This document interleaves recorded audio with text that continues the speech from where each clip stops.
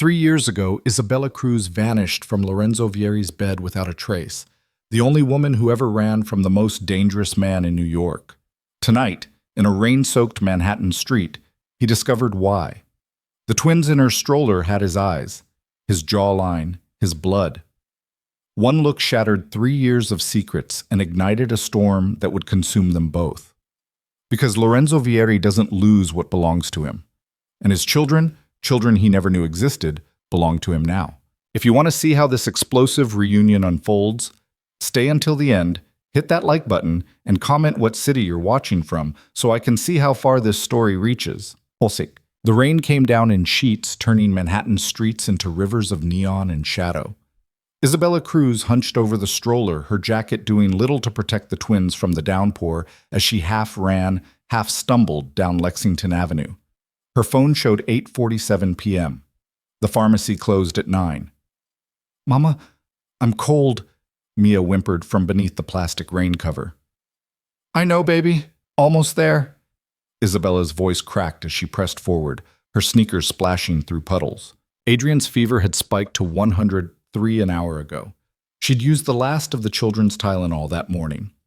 Her paycheck from the diner wouldn't hit until Friday, but the pharmacist on duty, Mr. Chen, sometimes let her pay half now, half later. She had exactly $43 in her wallet and a prayer that it would be enough. The twins had just turned 3 last month. 3 years of running, 3 years of looking over her shoulder, 3 years of building a life from scraps and determination in a city that devoured the weak. 3 years since she'd fled Lorenzo Vieri's penthouse in the dead of night, knowing the secret growing inside her would either be her salvation or her destruction. She'd chosen to make it her salvation. Thunder cracked overhead as Isabella rounded the corner onto 68th Street. The pharmacy's lights blazed like a beacon 2 blocks ahead. She could make it. She always made it. Survival had become her superpower, the ability to stretch a dollar, to smile through exhaustion, to be invisible in a city of millions. Invisibility had kept them safe. Until tonight. The black SUV appeared without warning, sliding up beside her with the smooth precision of a predator cutting off prey. Isabella's heart stopped. Her hands tightened on the stroller handle as every instinct screamed, "Run." But she was a mother before she was a survivor. Running meant leaving the twins exposed. The rear door opened. Lorenzo Vieri stepped onto the rain-slicked pavement like he owned it. Because in this city, in this life, he did. 6'3" of tailored menace wrapped in a charcoal suit that probably cost more than Isabella earned in 6 months. Dark hair swept back from a face that could have been carved from Carrara marble, all sharp angles and ruthless beauty. Eyes the color of espresso, cold and assessing. Eyes that had haunted her dreams for 3 years. He looked exactly the same. Dangerous, untouchable, devastating. Isabella. Her name on his lips was a bullet and a benediction. It's been a long time. She couldn't speak, couldn't breathe. Every carefully constructed wall she'd built came crashing down as Lorenzo's gaze moved from her face to the stroller between them. The rain pounded, traffic hissed past. The world narrowed to this moment, this intersection where past and present collided with the force of destiny. Adrian coughed, a wet, rattling sound that pierced the night. Lorenzo's expression shifted. Something flickered behind those cold eyes as he took a step closer, his focus laser-sharp on the stroller. Isabella wanted to move, to shield them, to disappear into the storm, but her body had turned to stone. "How old?" His voice was dangerously quiet. "That's none of your... How old?"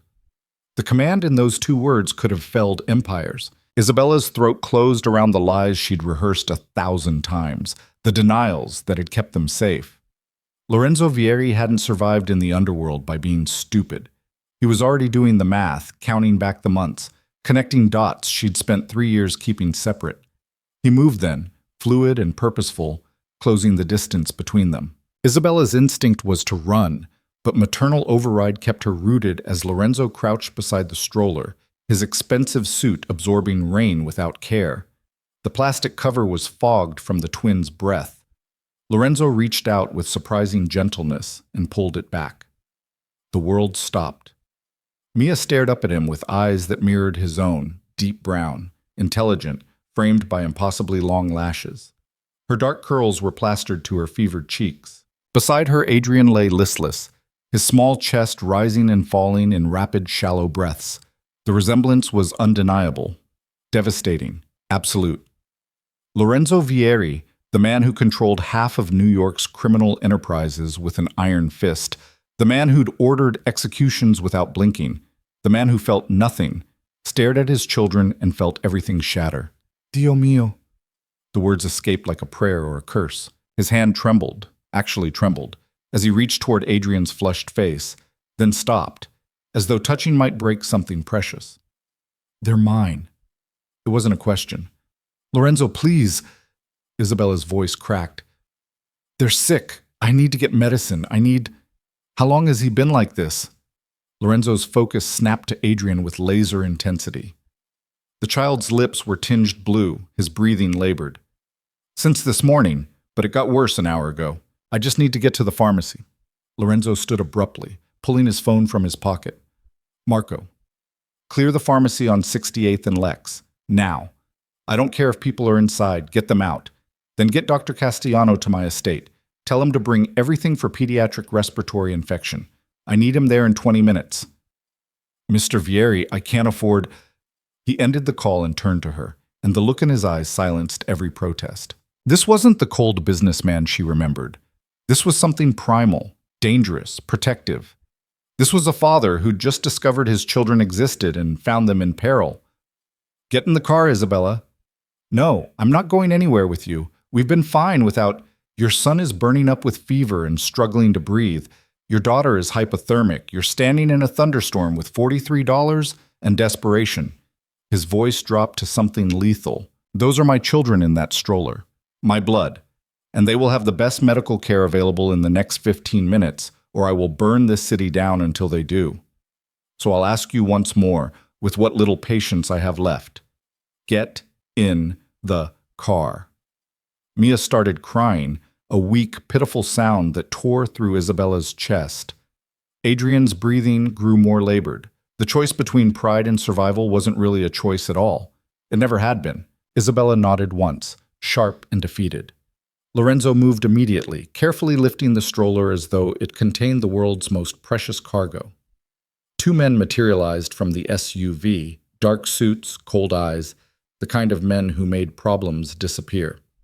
They flanked Lorenzo as he secured the twins in the vehicle with a tenderness that seemed impossible from hands that had dealt death. Isabella climbed in after them, her wet clothes soaking the leather seats. Lorenzo slid in beside her, his presence overwhelming in the confined space. The door closed with a decisive thunk. Drive, Lorenzo commanded. Estate. Fast, but careful. The SUV pulled into traffic with smooth precision. Isabella kept her hands on the twins, as though her touch alone could anchor them to safety. Mia had stopped crying, her wide eyes fixed on Lorenzo with a child's uncanny ability to sense significance. Who that? She whispered to Isabella. Before Isabella could answer, Lorenzo spoke, his voice softer than she'd ever heard it. I'm your father, Piccola, and I'm going to make sure you and your brother are safe. The simplicity of it, the absolute certainty, made Isabella's eyes burn with tears she refused to shed. 3 years of secrets unraveled in one sentence. Adrian coughed again, the sound worsening. Lorenzo's jaw tightened as he leaned forward, speaking rapid Italian into his phone. Isabella caught words. Dottore, bambini, subito. The drive took 12 minutes. 12 minutes of watching Lorenzo alternate between barking orders into his phone and checking Adrian's breathing with the focused intensity of someone used to controlling every variable. When Adrian's eyes fluttered closed, Lorenzo's hand shot out, gently tapping the boy's cheek. Stay awake, Filio. Just a little longer. Adrian's eyes opened, unfocused and glassy. Tired. I know, but you need to stay with me. Lorenzo's voice carried a command that even a sick 3-year-old responded to. Adrian's gaze fixed on his father's face with drowsy confusion. You're big, the boy mumbled. Despite everything, Lorenzo's mouth twitched. Yes, and you're going to be big too. The estate materialized through the rain like something from another world. Walls, gates, manicured grounds that seemed impossible in Manhattan's crowded landscape. But Lorenzo Vieri didn't play by normal rules. He owned a piece of old-world sovereignty in the heart of the city, a compound that housed his empire and enforced his law. The gates opened before they arrived. Security swarmed the vehicle as it pulled up to a mansion that looked like it had been transported stone by stone from Tuscany. Warm light spilled from tall windows.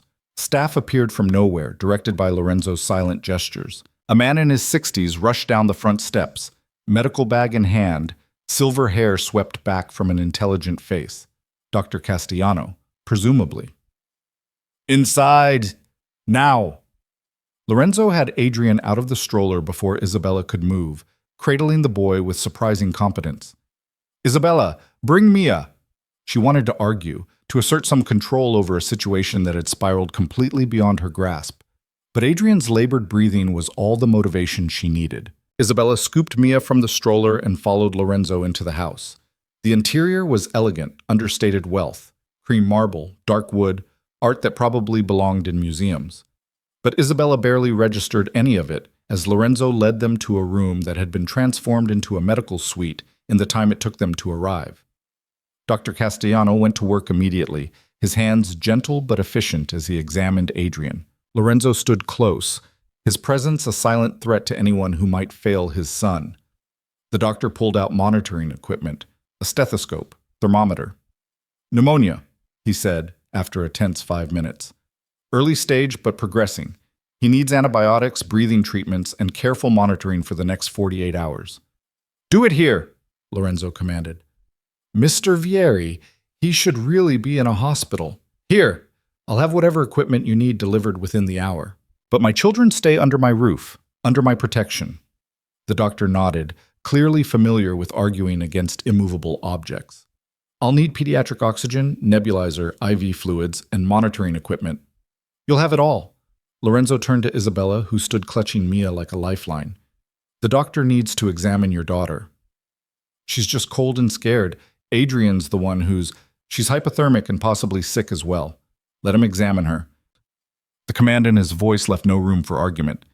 Isabella set Mia on the second exam table, running soothing hands through the girl's damp curls. "It's okay, baby. The doctor just wants to make sure you're healthy." Dr. Castellano's examination of Mia was mercifully brief. "She's fine. Cold, frightened, but no fever. She needs warm, dry clothes, food, and rest." A woman appeared in the doorway, late 50s, steel gray hair and a neat bun, kind eyes. "Mr. Vieri, I've prepared rooms as you requested." "Thank you, Maria. This is Isabella, and these are my children, Mia and Adrian. They'll be staying indefinitely. Isabella needs dry clothes. The children need everything, clothes, toys, whatever children their age require. Have it delivered by morning." Maria's eyes widened fractionally, the only sign of surprise she showed, before she nodded. "Of course, sir. Miss Cruz, if you'll come with me, we'll get you settled while the doctor works." "I'm not leaving, Adrian. You're soaking wet and shivering," Lorenzo cut in. "You're no good to them if you collapse from hypothermia yourself. Maria will bring you back in clean, dry clothes in 10 minutes. Your son will still be here, still being treated, still safe." The logic was sound, even if Isabella hated it. She looked at Adrian, small and vulnerable on the exam table, monitors already being attached to his little body. Then at Mia, who clung to her leg with exhausted desperation. "Both of us," Isabella said firmly. "Mia stays with me." Lorenzo nodded once. "Go, quickly." Maria led them through hallways that seemed to stretch forever, finally arriving at a suite that was larger than Isabella's entire apartment. A bathroom attached, already running with hot water. Towels laid out, a robe that would swallow Isabella whole. "There are clothes in the closet. They'll be large but dry," Maria said gently. "I'll find something for the little one." 15 minutes later, Isabella emerged wearing designer sweatpants and a cashmere sweater that felt like wearing clouds.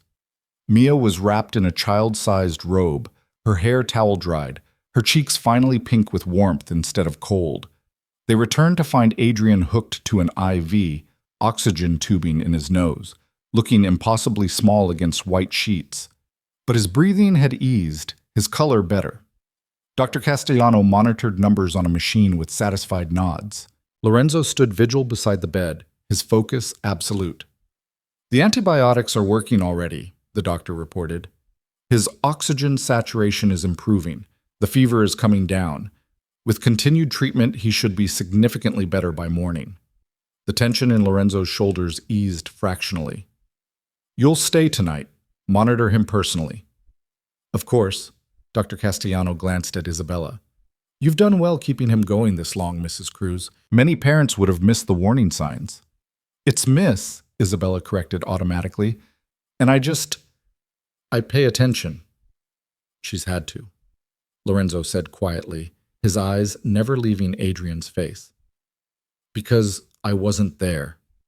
The words hung in the air like an indictment. Isabella had no response that wouldn't lead to questions she wasn't ready to answer. Not here, not now. Mia tugged on Isabella's hand. Mama, hungry. Maria appeared like magic. I've prepared soup and bread in the kitchen. If you'd like to bring the little one. Isabella looked at Adrian, then at Lorenzo. The man hadn't moved, his entire being focused on the child he'd learned existed only an hour ago. Go, he said without looking at her. Feed our daughter. I'll stay with our son. The possessiveness in those words, our daughter, our son, sent ice through Isabella's veins. This was exactly what she'd feared, exactly why she'd run. But what choice did she have now? She let Maria guide her and Mia to a kitchen that belonged in a restaurant, all professional-grade appliances and marble countertops. Soup waited in a ceramic tureen, bread warm from the oven. Mia climbed into a chair, eyes wide at the abundance. Fancy, the little girl whispered. Very fancy, Isabella agreed, ladling soup into a bowl. Her hand shook slightly as the adrenaline finally began to fade, leaving exhaustion and fear in its wake. Maria busied herself at the counter, giving them space but remaining present. A keeper, Isabella realized. Not a prison guard, but close enough. The estate was beautiful, comfortable, equipped with everything they could possibly need. It was also a gilded cage. Mia ate with the single-minded focus of a tired, hungry child. Isabella managed a few bites, her stomach too twisted with anxiety to handle more. Questions circled like vultures. How had Lorenzo found them? Had he been looking all this time, or was tonight pure chance? What did he want? What would he demand? What would he take? Miss Cruz, Maria's voice was gentle. I've prepared 2 rooms next to the medical suite. One for you, one for the children. They connect, so you can hear if they need you. We don't need 2 rooms. We can all stay together. Mr. Vieri was quite specific. The children will have their own space, appropriate for their needs. You'll be close enough to reach them in seconds. Translation. Lorenzo was already establishing territory, boundaries, control. Isabella's jaw tightened, but she nodded. Choose your battles, her mother used to say. Save your strength for the wars that matter. By the time Mia finished eating, the little girl could barely keep her eyes open. Isabella carried her back through the labyrinth of hallways, following Maria to the connected rooms. The children's room was a dream. 2 small beds with soft linens, a nightlight shaped like a moon, toys already arranged on shelves. Lorenzo had accomplished in an hour what Isabella had spent 3 years struggling to provide. She tucked Mia into one of the beds, pressing a kiss to her daughter's forehead. Sleep, baby. Is Adrian going to be okay? Mia's voice was small, frightened. Yes, the doctor is making him better. Is that man really our papa? Isabella's throat closed. Yes. He seems nice, but big, and kind of scary. Mia yawned. But nice. He's complicated, Isabella managed. Sleep now. We'll talk tomorrow. Mia's eyes were already drifting shut. Isabella waited until her daughter's breathing evened into sleep before she allowed herself to move. The medical suite was quiet when she returned. Dr. Castellano dozed in a chair, monitors beeping softly. Adrian slept peacefully, his color healthy, breathing easy, and Lorenzo sat beside the bed, still in his rain-dampened suit, watching his son with an expression that made Isabella's chest ache. She'd expected anger, accusations, demands for answers. Instead, she found something far more dangerous, wonder. His name is Adrian, Isabella said quietly from the doorway. Lorenzo didn't turn. After your father. You remember. I remember everything about you, Isabella, including the night you disappeared from my bed without a word. Now he looked at her, and the intensity in his gaze could have melted steel. I searched for 6 months, every resource, every contact, every favor owed. You vanished like smoke. I had to. Why? The question was deceptively soft. Why run? Why hide my children from me? Because of what you are. What you do. Isabella stepped into the room, keeping her voice low. I couldn't raise children in your world, Lorenzo. I couldn't watch them grow up surrounded by violence and danger, and you thought struggling alone was better? Raising twins in poverty while working yourself to death? His voice hardened. Look at him, Isabella. Look at our son who almost died tonight because you were too proud or too frightened to tell me they existed. The accusation hit like a physical blow. I kept them alive. I kept them safe. We've been fine. Fine? Lorenzo stood, his full height and presence overwhelming. You call tonight fine? Racing through a storm to a pharmacy you can't afford while our son burns with fever? That's your definition of fine? It's better than growing up as mob royalty, constantly in danger, never knowing if their father will come home or end up dead in the street. That's not your decision to make alone anymore. Lorenzo's voice dropped to something lethal and certain. They're mine too. My blood, my responsibility. And I will give them everything: safety, security, education, opportunities you could never provide on a diner waitress's salary. Isabella's hands clenched into fists. I won't let you take them from me. I don't want to take them from you. Lorenzo moved closer, his presence suffocating. I want you all here, together, safe, protected. As what? Your prisoners? As my family. The word landed between them like a grenade. Family. The thing Isabella had built from nothing, now claimed by the man she'd spent 3 years hiding from. You don't have families, Lorenzo. You have assets, territories, possessions. People are just tools you use to maintain power. Something flickered in his eyes. Hurt, maybe, or recognition. Is that what you think? That I'm incapable of caring for anything beyond my empire? I think you're a crime lord who rules through fear and violence. I think you're dangerous, and I think my children deserve better than to be raised in that darkness. Our children, he corrected coldly. And perhaps you're right. Perhaps I am all those things you say, but I'm also their father. And unlike you, I won't make them suffer because of pride or fear. They weren't suffering. Adrian was dying tonight. Dying, Isabella, because you were too stubborn to ask for help. Too determined to do everything alone. Lorenzo's voice cracked slightly. Do you know what that feels like? To discover you have children, and in the same breath, learn you almost lost one? The raw emotion in his words stole Isabella's breath. This wasn't the cold, calculating Lorenzo she remembered. This was a man confronting mortality through the lens of fatherhood, a role he'd been denied until tonight. I was protecting them, she whispered. From me. From their own father. Lorenzo turned back to Adrian, his jaw tight. And in doing so, you put them at greater risk than any enemy I have, because you can't protect them alone, Isabella. You've proven that tonight. The truth of it burned. Isabella wanted to argue, to defend her choices, to justify 3 years of sacrifice and struggle. But looking at Adrian, healthy now because of Lorenzo's resources, his connections, his power, she couldn't deny the painful reality. She'd almost lost her son because she'd been too afraid to ask for help from the one person who could provide it. What happens now? She asked quietly. Lorenzo was silent for a long moment, his hand resting gently on Adrian's small shoulder. Now you stay here, you and the children, under my protection, in my home. For how long? As long as necessary. He looked at her then, and his eyes held absolute resolve. I've lost 3 years with my children, Isabella. I won't lose another day. And you won't run again. You can't keep me prisoner. I can keep you safe. There's a difference. Lorenzo's expression softened fractionally. I'm not your enemy, but I am their father, and I will do whatever necessary to ensure they have everything they need, including their mother. And if I refuse? If I try to leave? The silence stretched. Lorenzo's gaze held hers with the weight of empires behind it. "Then I'll stop you," he said simply. "Not with violence, not with threats, but with lawyers, resources, and every legal avenue available to a man of my means.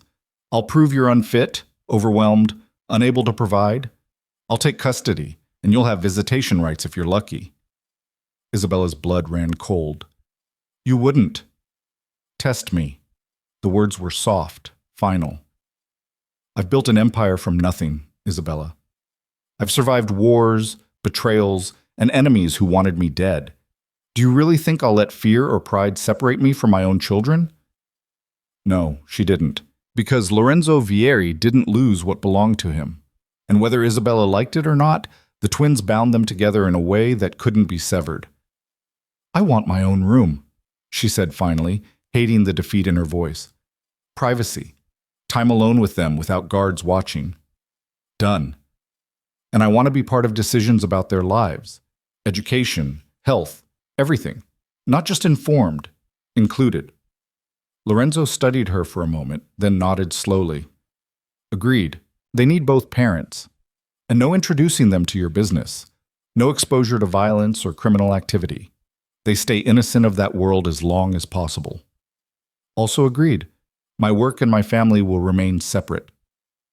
The concessions came easier than Isabella expected, which meant Lorenzo had already thought this through, had already decided what he wanted and how to get it. He was negotiating from a position of absolute power, offering her just enough autonomy to feel like a participant rather than a prisoner.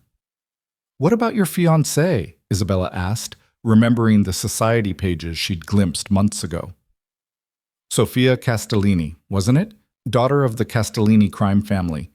Your alliance marriage to unite the families." Lorenzo's expression hardened. "Ended. Tonight. Before I even left to find you." "Just like that?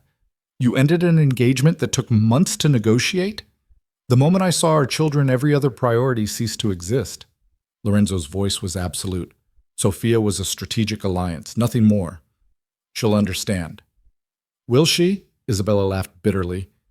"Or will she become another enemy we have to worry about?" "Let me worry about enemies. Your job is to take care of our children." Lorenzo moved toward the door, pausing beside her. "Get some rest, Isabella. Tomorrow we'll discuss the details. But tonight, just accept that everything has changed." He left before she could respond, his footsteps echoing down the hallway with the confident stride of a man who'd just reclaimed something stolen. Isabella stood in the quiet medical suite, watching Adrian sleep peacefully, and felt the foundations of her carefully built life crack beneath her feet. She'd spent 3 years running from Lorenzo Vieri. Now she was trapped in his home, bound by biology and circumstance to the most dangerous man she'd ever known. And the terrifying part? Some small, traitorous part of her felt relief, because for 3 years she'd carried the weight alone.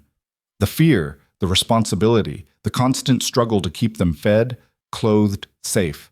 She'd been mother and father, provider and protector, stretched so thin she could barely breathe. Lorenzo's arrival had been a hurricane, devastating and transformative. But in the wreckage, she found something she hadn't expected. Help. The kind of help she'd been too proud or too frightened to ask for. The kind that came with a price she wasn't sure she could pay. Isabella sank into the chair Lorenzo had vacated, her eyes on Adrian's peaceful face. Her beautiful boy, so much like his father, it hurt. And Mia, sleeping in the next room, with Lorenzo's eyes and Isabella's stubborn spirit. They were the best parts of a night 3 years ago when passion had overwhelmed reason, when two people from different worlds had collided with the force of destiny. She'd run because she'd known even then that Lorenzo Vieri consumed everything he touched. Now she'd have to learn if she could survive being consumed without losing herself completely. The monitors beeped softly. Rain continued to fall outside, washing the city clean. And somewhere in this vast estate, Lorenzo Vieri plotted the future of the family he'd just discovered. Isabella closed her eyes and did what she'd done for 3 years. She prepared to fight for her children's future. Only this time, she wasn't fighting alone. She was fighting against the man who'd just become her greatest ally and most dangerous threat. And she had no idea which would destroy her first, his power or his protection. Isabella woke to sunlight streaming through unfamiliar windows and the disorienting luxury of Egyptian cotton sheets. For 3 blissful seconds, she forgot where she was. Then reality crashed back with the weight of a collapsing building. Lorenzo's estate, his protection, his control. She bolted upright, her heart hammering as she registered the elegant bedroom, cream walls, antique furniture, a view of manicured gardens that seemed impossible in Manhattan. The clock on the nightstand read 9:47 a.m. She'd slept nearly 10 hours. The twins. Isabella threw off the covers and rushed to the connecting door, her bare feet silent on hardwood floors. She burst into the children's room expecting chaos or crisis, and instead found something that stopped her cold. Lorenzo sat on the floor between the 2 small beds, still wearing yesterday's suit pants and white dress shirt, now rumpled and missing its tie. Mia was curled against his side, giggling as he made a stuffed elephant. Where had that come from? Dance across his knee. Adrian sat propped against pillows in his bed, IV still attached but looking infinitely better, watching his father with solemn fascination. And then the elephant said, Lorenzo affected a ridiculous voice that seemed impossible from a crime lord, "I may be big, but you're the bravest little girl in all of New York." Mia dissolved into delighted laughter. "Do it again, Papa!" The word, Papa, hit Isabella like a fist to the sternum. One night. Lorenzo had been in their lives for one night, and Mia had already claimed him with the casual certainty of a child who'd found something she'd been missing. Lorenzo's gaze lifted, meeting Isabella's across the room. Something passed between them. Acknowledgement, warning, challenge. Then he smiled at Mia, gentle and genuine. "Once more, Piccola. But then Papa needs to talk to your mama." He performed the elephant dance again, this time adding sound effects that made both twins laugh. Adrian's laugh dissolved into coughing, and Lorenzo's expression shifted instantly to concern. He was on his feet in a heartbeat, checking the boy's breathing, adjusting his pillows with the careful competence of someone who'd been watching, learning, memorizing. "Easy, Filio. Small breaths." Lorenzo's hand rested on Adrian's back, steady and warm. The coughing subsided. "Better. Good boy." Dr. Castellano appeared in the doorway, medical bag in hand, looking remarkably fresh for someone who'd been up all night. "Good morning, Miss Cruz. I was just coming to check on my patient." "How is he?" Isabella moved to Adrian's other side, her hand automatically going to his forehead. "Cooler. Significantly cooler." "Much improved," the doctor confirmed, pulling out his stethoscope. "The antibiotics are working beautifully. Another day or 2 of treatment and he should be completely recovered." Lorenzo stepped back, giving the doctor space but remaining close enough to monitor every movement. Isabella watched him watch their son, saw the tension in his shoulders, the hypervigilance of someone used to anticipating threats. He'd stayed all night. The realization struck her with uncomfortable force. Lorenzo Vieri, who commanded an empire and slept a few hours by reputation, had spent the entire night on the floor between his children's beds. "Mama!" Mia launched herself at Isabella, wrapping small arms around her legs. "Papa says we can have pancakes for breakfast, real pancakes with chocolate chips."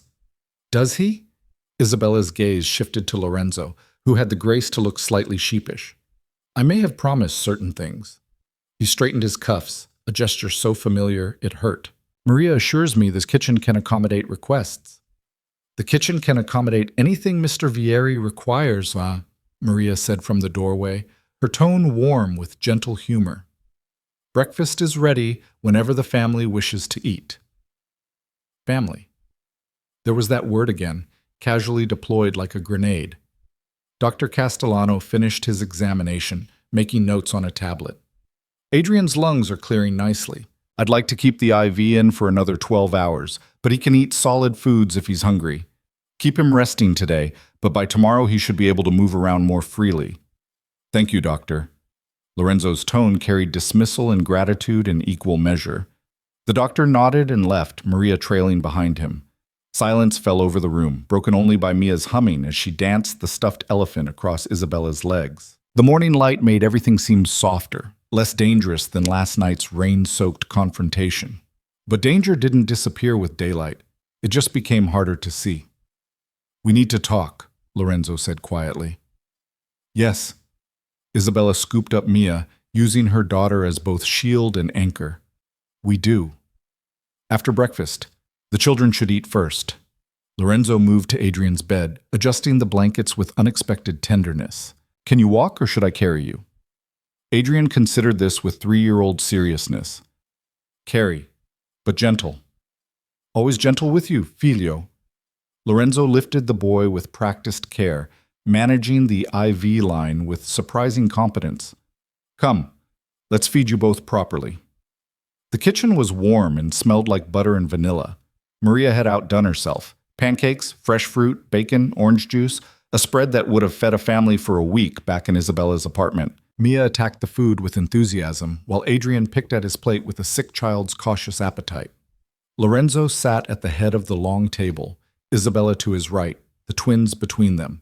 It was disturbingly domestic, this breakfast tableau. Like a real family, like something Isabella had never let herself imagine. So, Mia said around a mouthful of pancake, we live here now? Isabella's fork stopped halfway to her mouth. We're staying for a little while, baby. How long is a little while? Mia's eyes, Lorenzo's eyes, were far too perceptive. Is it like when we stayed at Aunt Rosa's? 1 week? Longer than that, Lorenzo answered before Isabella could. As long as you need to be safe and healthy. Forever? Mia's face lit up. Can we stay forever? This place is so big. And there's a garden. Can I play in the garden? Of course you can play in the garden. Lorenzo's smile was genuine, transformative. And there's a library. Do you like books? Mama reads to us every night. Then we'll have to find you good books. Lorenzo's gaze shifted to Isabella, challenge and curiosity mixing. What are they like? The question was simple. The implications weren't. He wanted to know them, wanted to fill in 3 years of absence with details and preferences and the 1,000 small things that made up a childhood. Mia likes adventure stories, Isabella said carefully. Brave girls who save the day. Adrian prefers animal books, especially elephants. Elephants are the best, Adrian offered quietly, his voice still raspy. They're big but nice, and they remember everything. Lorenzo's expression softened in a way Isabella had never seen. Like fathers, he said gently, we remember everything too. The weight of that statement hung in the air. Isabella felt it press against her chest, the accusation, the promise, the warning all wrapped in one. After breakfast, Maria appeared to take the twins to the library, promising books and toys and everything children could want. Mia went eagerly. Adrian hesitated until Lorenzo promised to check on him soon. Then it was just Isabella and Lorenzo in the suddenly cavernous kitchen. My office, Lorenzo said. We'll have privacy there. Isabella followed him through the mansion's elegant corridors, trying not to feel like a prisoner being led to sentencing. The office was exactly what she'd expected. Dark wood, leather furniture, floor-to-ceiling windows overlooking the grounds. Power and wealth distilled into interior design. Lorenzo closed the door and moved to a bar cart, pouring amber liquid into 2 glasses. Whiskey? It's 10 in the morning. It's been a long night. He offered her the glass anyway. Liquid courage for difficult conversations. Isabella took it, if only to have something to hold. Lorenzo settled into the chair behind his massive desk, every inch the crime lord in his domain. But his eyes were tired, and yesterday's suit looked like he'd slept in it, because he had, on the floor, watching over children he'd just met. 3 years, Lorenzo began, his voice carefully neutral. 3 years you kept them from me. I need to understand why. Isabella took a sip of whiskey, letting the burn steady her nerves. I was pregnant when I left, 6 weeks. I didn't know until after. But once you did know, you chose not to tell me. Yes. Why? The question deserved honesty, even if the truth was ugly. Because I was terrified. Of you, of your world, of what raising children in that darkness would mean. You think I would have hurt them? No. I think you would have protected them so fiercely that they'd suffocate. I think you would have controlled every aspect of their lives in the name of safety. I think they would have grown up in a gilded cage surrounded by guards and danger and the constant knowledge that their father was a criminal. Lorenzo's jaw tightened, but he didn't interrupt. I wanted them to have normal lives, Isabella continued, to go to regular schools, make friends without background checks, play in parks without armed security. I wanted them to be children, not heirs to an empire built on blood. So instead, you gave them poverty, struggle, a mother working herself to exhaustion just to keep them fed. Lorenzo's voice hardened. You almost let Adrian die because you were too proud to ask for help. I kept them alive, safe, loved. We had enough. Enough? Lorenzo stood abruptly, moving to the window with barely contained fury. You call barely scraping by enough? You call racing through a storm with a dying child to a pharmacy you can't afford enough? It was more than some people have, more than I had growing up. That's not the point. Lorenzo spun to face her, and for the first time Isabella saw real emotion crack through his control. The point is, they're mine, my blood, my responsibility, and you denied me the right to provide for them, to know them, to be their father. Because I didn't trust you to put them first, to choose them over your empire. And now? The question was quiet, dangerous. Do you trust me now? Isabella thought about Lorenzo on the floor between their beds. Lorenzo singing in Italian to calm Mia.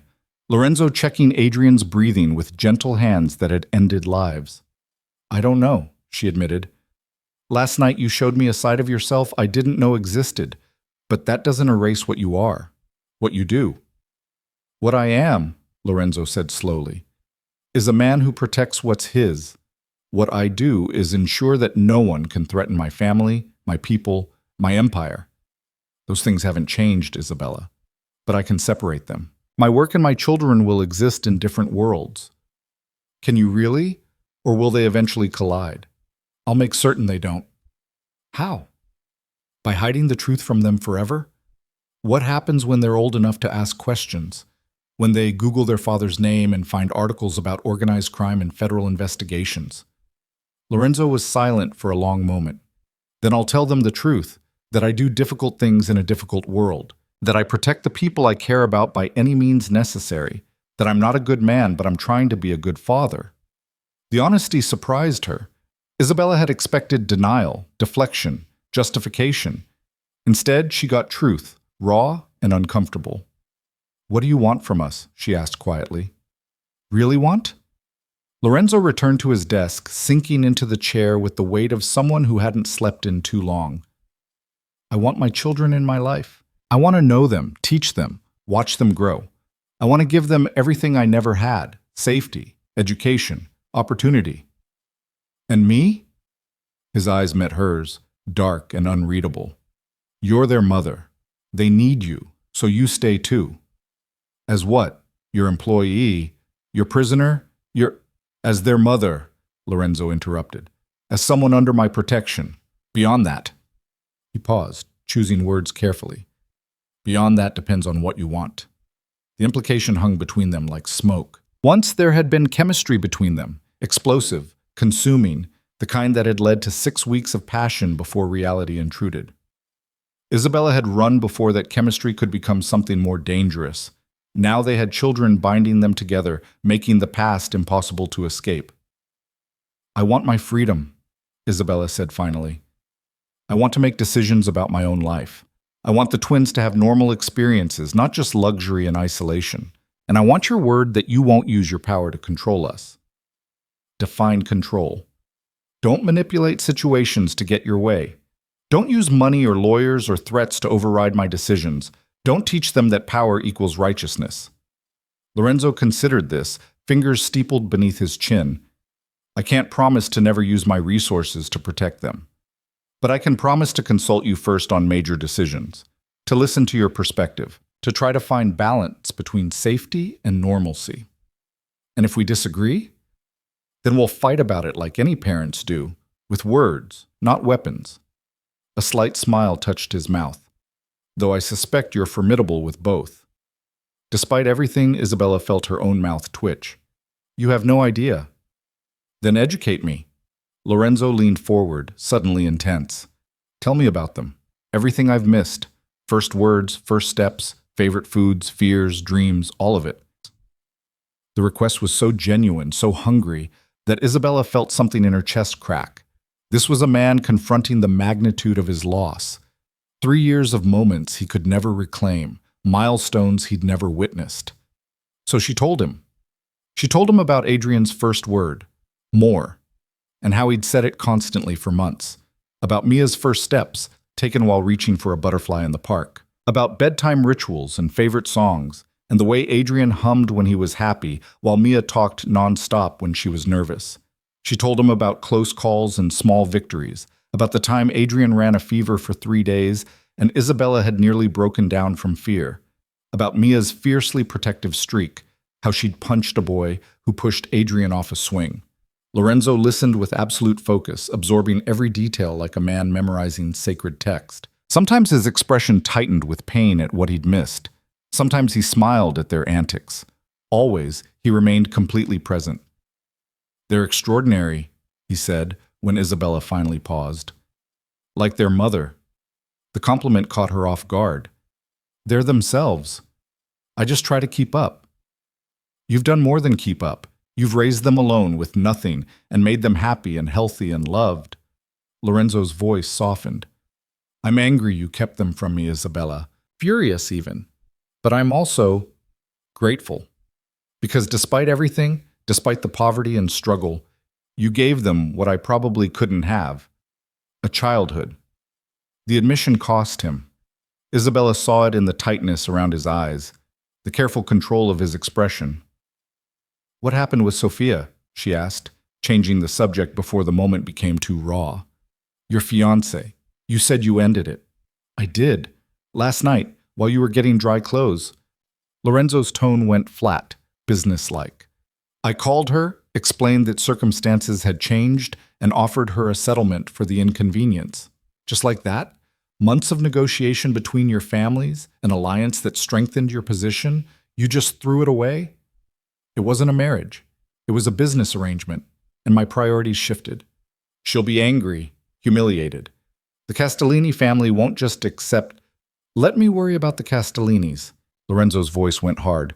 "They'll understand that some things supersede politics. My children are one of those things." "You're sure? Because the last thing we need is a crime family vendetta because you jilted their daughter." "Sophia isn't their daughter. She's their niece. And she was as enthusiastic about our marriage as I was." Lorenzo waved a dismissive hand. "She'll be relieved, actually. She had a lover she wanted to marry anyway. I've already arranged for them to receive my blessing and financial support." "That's surprisingly generous." "I'm not a monster, Isabella. I don't punish people for wanting love instead of duty." His eyes held hers. "I understand that impulse better than you know." The words carried weight, meaning, memory.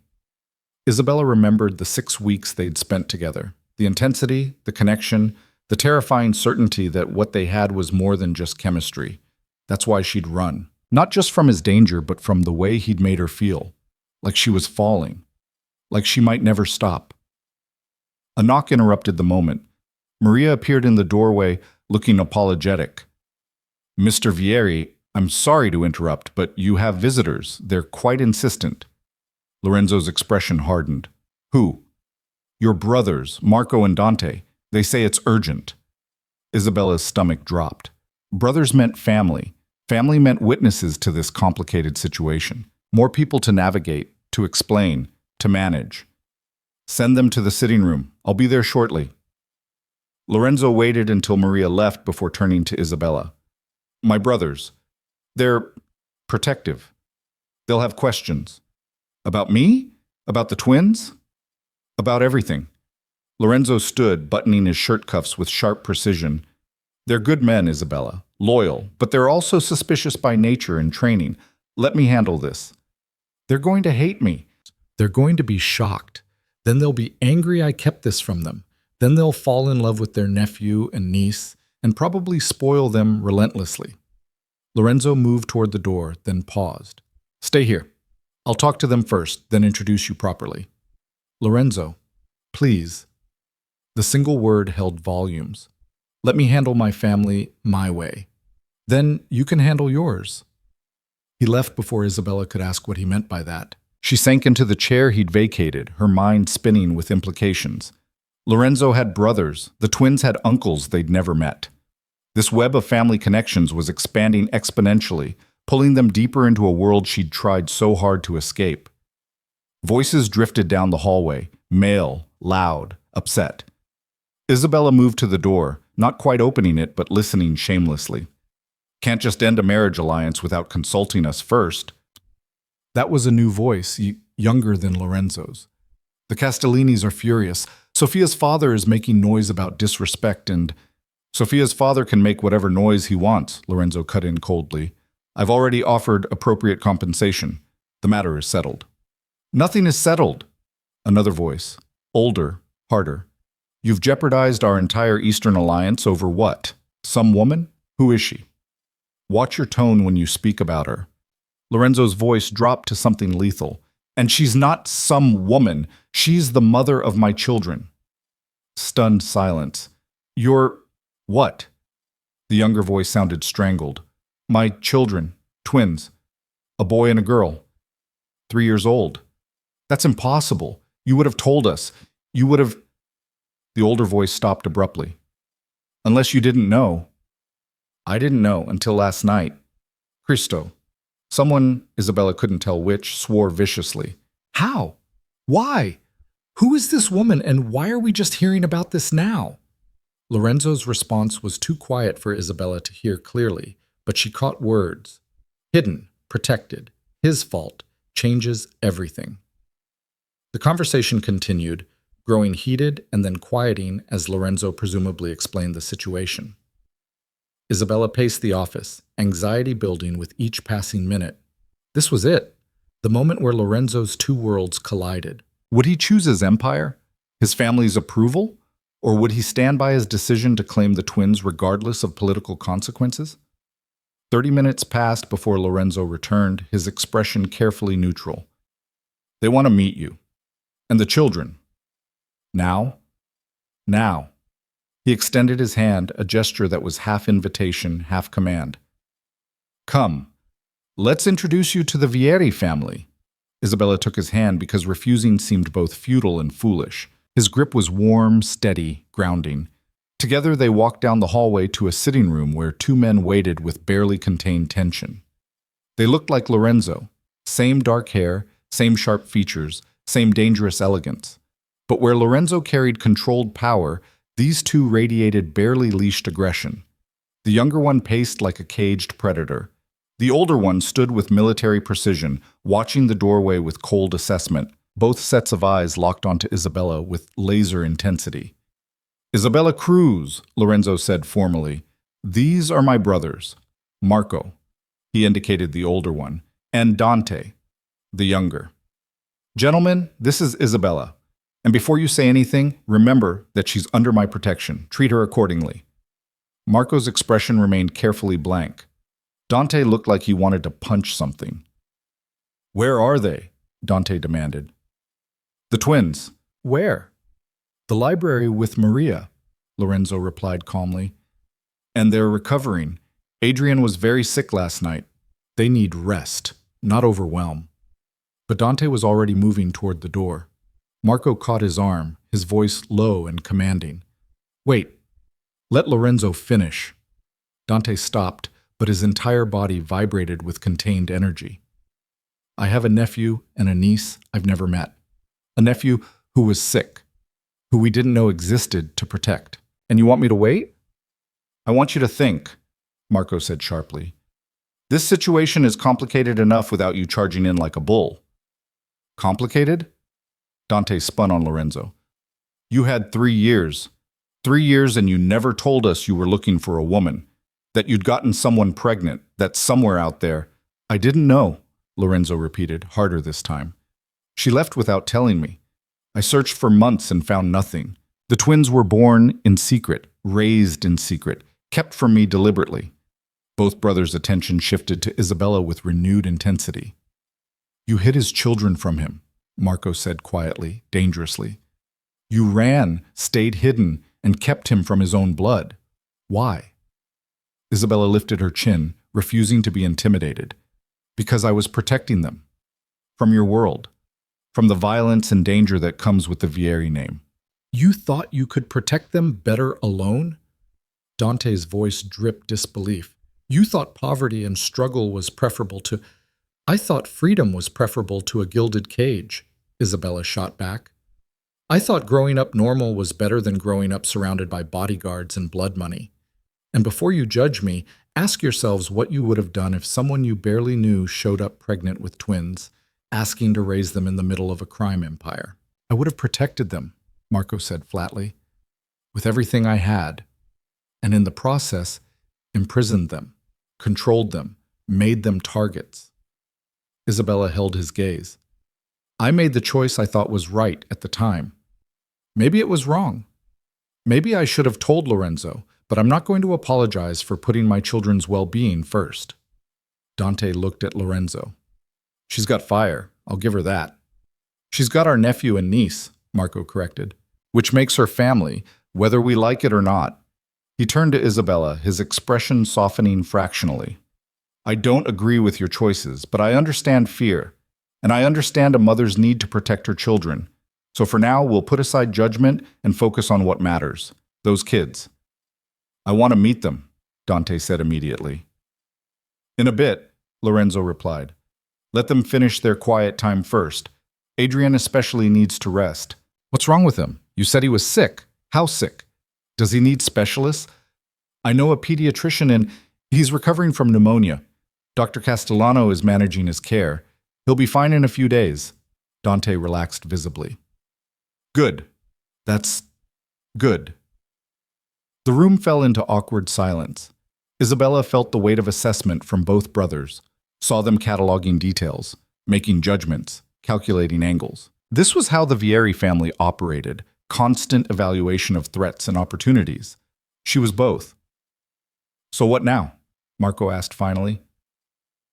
You've upended our political alliances, revealed a secret family, and brought a civilian into the heart of our organization. What's the plan, Lorenzo? The plan is simple, Lorenzo replied. Isabella and the twins stay here, under my protection. We establish paternity legally. The children are recognized as my heirs, and anyone who has a problem with that can take it up with me directly. The other families will see this as weakness, Marco warned. A crime lord so consumed with sentiment that he abandons strategic alliances for... They can see it however they want, Lorenzo interrupted, his voice like steel. My children are not up for discussion, debate, or negotiation. They exist. They're mine. And I will do whatever necessary to secure their future. If that makes me weak, so be it. The brothers exchanged glances loaded with meaning. Some silent communication passed between them, years of brotherhood condensed into a look. Then we protect them, Marco said finally. All of them. The twins, Isabella, they're family now, which means they're ours to defend. And spoil, Dante added with the first genuine smile Isabella had seen. I've been an uncle for exactly 40 minutes, and I've already mentally spent a fortune on toys. Despite everything, Isabella felt her lips twitch. They don't need things. They need stability, normalcy, love. They'll have all of that, Lorenzo assured her, plus some things. Because they're Vieri children now, and we take care of our own. The possessiveness in those words should have frightened her. Instead, Isabella felt something unexpected. Security. For 3 years, she'd been alone. One woman against the world, fighting to keep her children safe and fed and happy. Now, suddenly, she had allies. Dangerous, complicated, criminal allies, but allies nonetheless. Can we meet them now? Dante asked, practically bouncing with barely contained energy.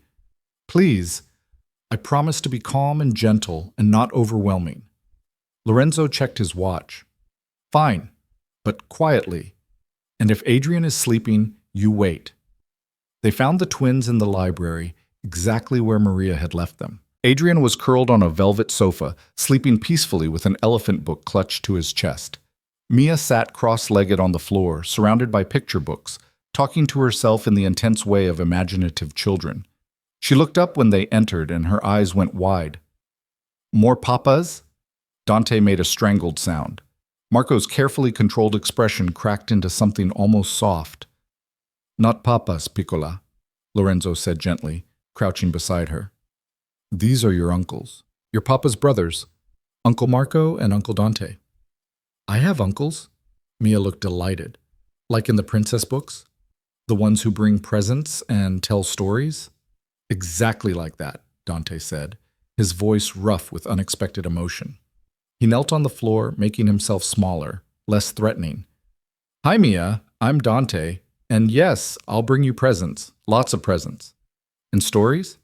All the stories you want.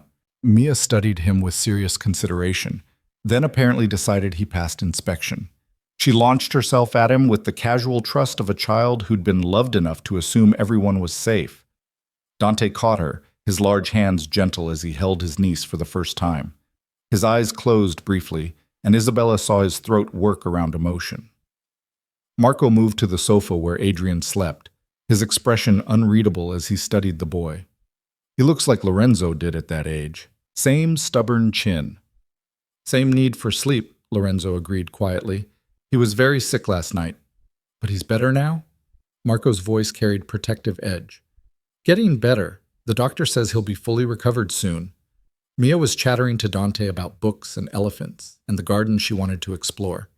Dante listened with absolute attention, asking questions, genuinely engaged in her 3-year-old logic. They're perfect, he said, looking up at Lorenzo with something like awe. How did you make perfect humans? I had help, Lorenzo replied, his gaze finding Isabella across the room. The moment stretched, loaded with unspoken complexity. Isabella saw the brothers register it, saw them catalog this new dynamic in the Vieri family structure. Adrian stirred, his eyes fluttering open. He saw the new faces and immediately looked for Isabella. Mama? Right here, baby. She moved to the sofa, running gentle fingers through his hair. These are your uncles, Papa's brothers. They came to meet you. Adrian studied Marco with the solemn wariness of a sick child confronting strangers. You're big like Papa. We're all big in this family, Marco said, his voice surprisingly gentle. But we're gentle with the people we love. And we already love you, Adrian. You don't know me, Adrian pointed out with 3-year-old logic. Doesn't matter. You're our nephew. That means we love you automatically. It's a rule. Adrian considered this, then apparently decided it made sense. Okay, but I'm tired. Then rest, Marco said simply. We'll be here when you wake up. Uncle Dante and I aren't going anywhere. And just like that, the Vieri family expanded. 2 uncles who'd known about their nephew and niece for less than an hour were already integrated into the twins' world with the smooth efficiency of people used to adapting to rapidly changing circumstances. Isabella watched it happen, watched her carefully protected children being absorbed into a family she'd tried so hard to keep them from, and felt control slipping through her fingers like sand. But underneath the fear, something else stirred, relief. Because for the first time in 3 years, she wasn't carrying the weight alone. The weight had gotten heavier, more complicated, more dangerous. But at least now, there were others to help carry it, even if those others were the exact people she'd spent 3 years running from. 3 weeks passed in a blur of adjustments and revelations that left Isabella feeling like she was living someone else's life. The twins flourished under the estate's luxuries. Adrian's health returned completely, his energy boundless as he explored gardens that seemed endless to a 3-year-old. Mia had claimed the library as her kingdom, demanding story time from whichever uncle happened to be available. And there were always uncles available. Marco visited daily, his stern exterior melting completely around the twins. He taught Adrian chess basics with miniature pieces, patient even when the boy used the knights as imaginary horses. Dante appeared with presents so frequently that Isabella had to establish a rule. 1 gift per week, maximum. He'd pouted like a child himself, but complied, channeling his generosity into elaborate storytelling instead. Lorenzo remained the constant. He rearranged his entire schedule around the twins' routines, present for breakfast and dinner without fail. He read bedtime stories in Italian, teaching them words they'd never need but absorbed anyway. He was attentive, engaged, genuinely devoted in ways that terrified Isabella, because they made it harder to see him as just a threat. But beneath the domestic tranquility, tension simmered. Isabella felt it in the guards who materialized whenever she took the twins to the garden, in the way conversation stopped when she entered rooms, in Lorenzo's increasingly long phone calls behind closed doors, his voice sharp with command she wasn't supposed to hear. Something was building. And on a gray Tuesday morning, it finally erupted. Isabella was having coffee in the solarium when Marco found her, his expression grim. "We need to talk. Lorenzo's office. Now." Her stomach dropped. "The twins are fine. Maria has them in the playroom. This is about something else." Marco's tone left no room for argument. Lorenzo's office was already occupied when they arrived. Dante leaned against the window, arms crossed, jaw tight. Lorenzo sat behind his desk, expression carved from granite. On the desk between them lay photographs, grainy surveillance images that made Isabella's blood run cold. Her apartment building, the diner where she'd worked, the pharmacy from that rainy night. And in each photo, circled in red marker, was Isabella herself. "Someone's been watching you," Lorenzo said without preamble. "For at least 2 months before I found you, possibly longer." Isabella's knees went weak. She gripped the chair back for support. "Who? Why?" "That's what we're trying to determine." Marco moved to the desk, spreading more photos. These were discovered during a routine sweep of Castellini surveillance equipment. Someone in their organization was tracking you. "The Castellinis?" Isabella's voice cracked. "Your ex-fiancé's family? They were watching me before you even knew about the twins?" "It appears so." Lorenzo's voice was dangerously calm, the kind of calm that preceded violence. "Which means either they knew about the children before I did, or they were watching you for an entirely different reason." "What other reason would they have?" Dante pushed off from the window, pacing like a caged animal. "She's a civilian, a waitress. She has no connection to our world except through Lorenzo." "Unless they suspected that connection," Marco said grimly. "Lorenzo searched for Isabella for months 3 years ago. He wasn't subtle about it. If the Castellinis were paying attention, and they always are, they might have flagged her as someone of interest." Isabella sank into the chair, her mind racing. "You're saying they've known about me this whole time? That they were just waiting?" "Or gathering intelligence," Lorenzo replied. "The Castellini family doesn't make moves without extensive planning. If they identified you as my former lover, they would have monitored you, and when the twins appeared..." He trailed off, the implications hanging heavy. "They would have known they were yours," Isabella finished, horror blooming in her chest. "Before you did. They knew, and they didn't tell you. Which means they were saving that information for leverage." Marco's expression was murderous. "The question is whether they still plan to use it." "Of course they plan to use it," Dante snapped. Lorenzo humiliated Sofia by ending their engagement. The family lost a crucial alliance. They're not going to just let that slide. Lorenzo's hands flattened on the desk, the only visible sign of his fury. "The surveillance stopped the night I found Isabella. As soon as I brought her here, the watchers disappeared." "Because they no longer needed to watch," Marco concluded. "You'd revealed your hand, brought her into your home, acknowledged the children publicly within the family. Everything they'd been waiting to confirm, you confirmed." Isabella's throat closed around panic. "So what does that mean? What are they going to do?" "That depends on what they want," Lorenzo said carefully, his eyes meeting hers. "If they simply want compensation for the broken alliance, we can negotiate. Money, territory, business concessions, all manageable." "And if they want more?" Isabella whispered. The silence was answer enough. Dante broke it first, his voice rough. "They could demand the children. Claim that Lorenzo's heirs should be raised with appropriate protection and education, meaning under Castellini influence. Position it as concern for their safety." "Over my dead body," Lorenzo said flatly. "That might be exactly what they're counting on," Marco replied. "Push you into a position where you have to choose between peace and family. See which one breaks first." "I've already made that choice. Family wins. Every time." Lorenzo stood, moving to the window with controlled precision. "The question is how to neutralize the threat before it becomes active." "You could meet with them," Isabella offered quietly. "Talk to Sofia directly. Woman to woman, maybe she'll..." "Sofia doesn't control the family," Marco interrupted. "Her father does. And Dominic Castellini doesn't forgive perceived slights. Lorenzo broke a deal, cost them prestige and position.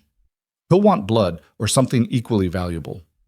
"Then we give him something valuable," Lorenzo said. "Information, access, whatever he wants that doesn't involve my children or their mother." And if that's not enough? Dante challenged.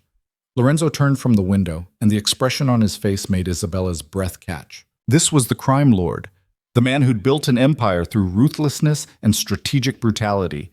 This was the side of him she'd run from. Then we remind the Castellinis why the Vieri name commands respect, he said softly, and we make it very clear that my family is not negotiable. A knock interrupted the tension. Maria appeared in the doorway, her normally composed expression strained. Mr. Vieri, you have a visitor, Dominic Castellini. He's in the main foyer and refuses to leave until he speaks with you. The temperature in the room dropped 10 degrees. How many men? Marco asked immediately, his hand moving unconsciously toward his jacket where Isabella knew he kept a weapon. 4, plus Mr. Castellini himself. Maria's gaze flicked to Isabella. He asked specifically that Miss Cruz be present for the conversation. Isabella's stomach lurched. Me? Why would he want me there? Because this isn't just business, Lorenzo said grimly. This is personal.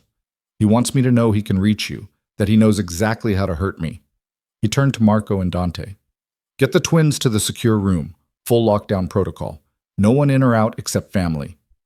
Lorenzo, Isabella started. No arguments. The twins' safety is non-negotiable. His gaze softened fractionally. I need to know they're protected so I can focus on handling Dominic. Can you give me that?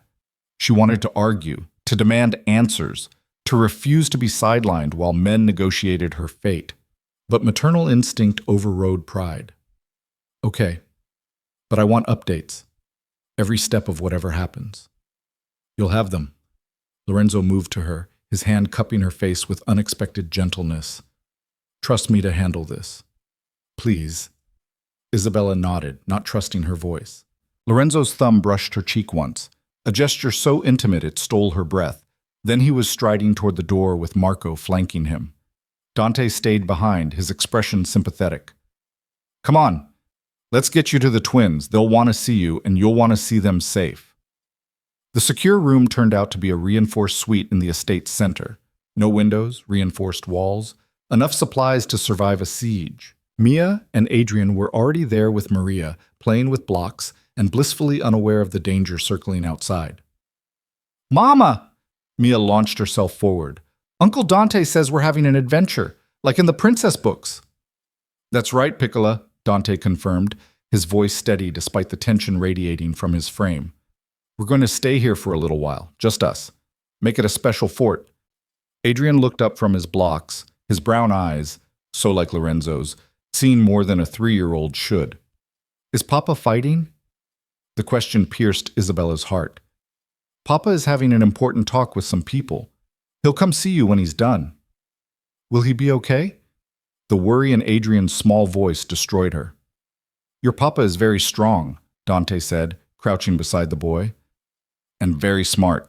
He'll be fine, I promise. Isabella prayed that promise wasn't a lie. 20 minutes dragged by. Then 40. An hour. Dante paced the room like a caged tiger, checking his phone compulsively for updates that didn't come. Maria kept the twins entertained with stories and snacks, her calm presence a counterpoint to the adults' anxiety. Finally, Dante's phone buzzed. He read the message, his expression darkening before he carefully schooled it neutral. Lorenzo wants to see you. Now. Isabella's heart hammered. What happened? Is he... He's fine, but he needs you for the next part. Dante's gaze held hers, serious and steady. Whatever Dominic said, whatever Lorenzo asks you to do, remember that he's thinking 10 steps ahead. Trust him. Not exactly reassuring, but Isabella nodded anyway. She kissed both twins, promised them she'd be back soon, and followed Dante through hallways that felt more oppressive with each step. They found Lorenzo in the formal sitting room, standing by the fireplace with rigid control. Marco stood near the door, his expression murderous. And seated in the center of the room, perfectly at ease in enemy territory, was a man who radiated old-world power. Dominic Castellini was in his 60s, silver-haired and elegant in a navy suit that probably cost more than a car. His eyes were sharp, calculating, the kind that missed nothing. He smiled when Isabella entered, and it was the smile of a snake sizing up prey. Ah, Miss Cruz, how lovely to finally meet you properly. I've heard so much about you. His accent carried a trace of Sicily beneath cultivated American smoothness. I wish I could say the same, Isabella replied, proud that her voice didn't shake. Please sit. Dominic gestured to the chair across from him. We have much to discuss. Isabella looked at Lorenzo, who gave a barely perceptible nod. She sat, spine straight, hands folded to hide their trembling. You have a beautiful home here, Dominic continued, his tone conversational. And such beautiful children, Mia and Adrian, yes? Wonderful names. They're the very image of their father. The threat was implicit. He'd been watching, knew their names, had probably seen them through his surveillance. Get to the point, Dominic, Lorenzo said coldly. You didn't come here to make small talk. No, I didn't. Dominic's smile vanished, replaced by businesslike efficiency. I came to discuss the mess you've created, Lorenzo. You broke an engagement that took months to negotiate. You humiliated my niece publicly. You cost both our families an alliance that would have strengthened our position against the Russians and the Irish. I offered substantial compensation. Money isn't the issue, Dominic interrupted. Respect is. You made the Castellini family look weak, like we couldn't even hold together a simple marriage alliance. That perception has consequences. What do you want? Lorenzo's voice was dangerously quiet. I want balance restored. Dominic leaned back, completely relaxed. I want the other families to see that the Castellinis are still powerful, still worthy of respect and fear, and I want you to help me achieve that. How?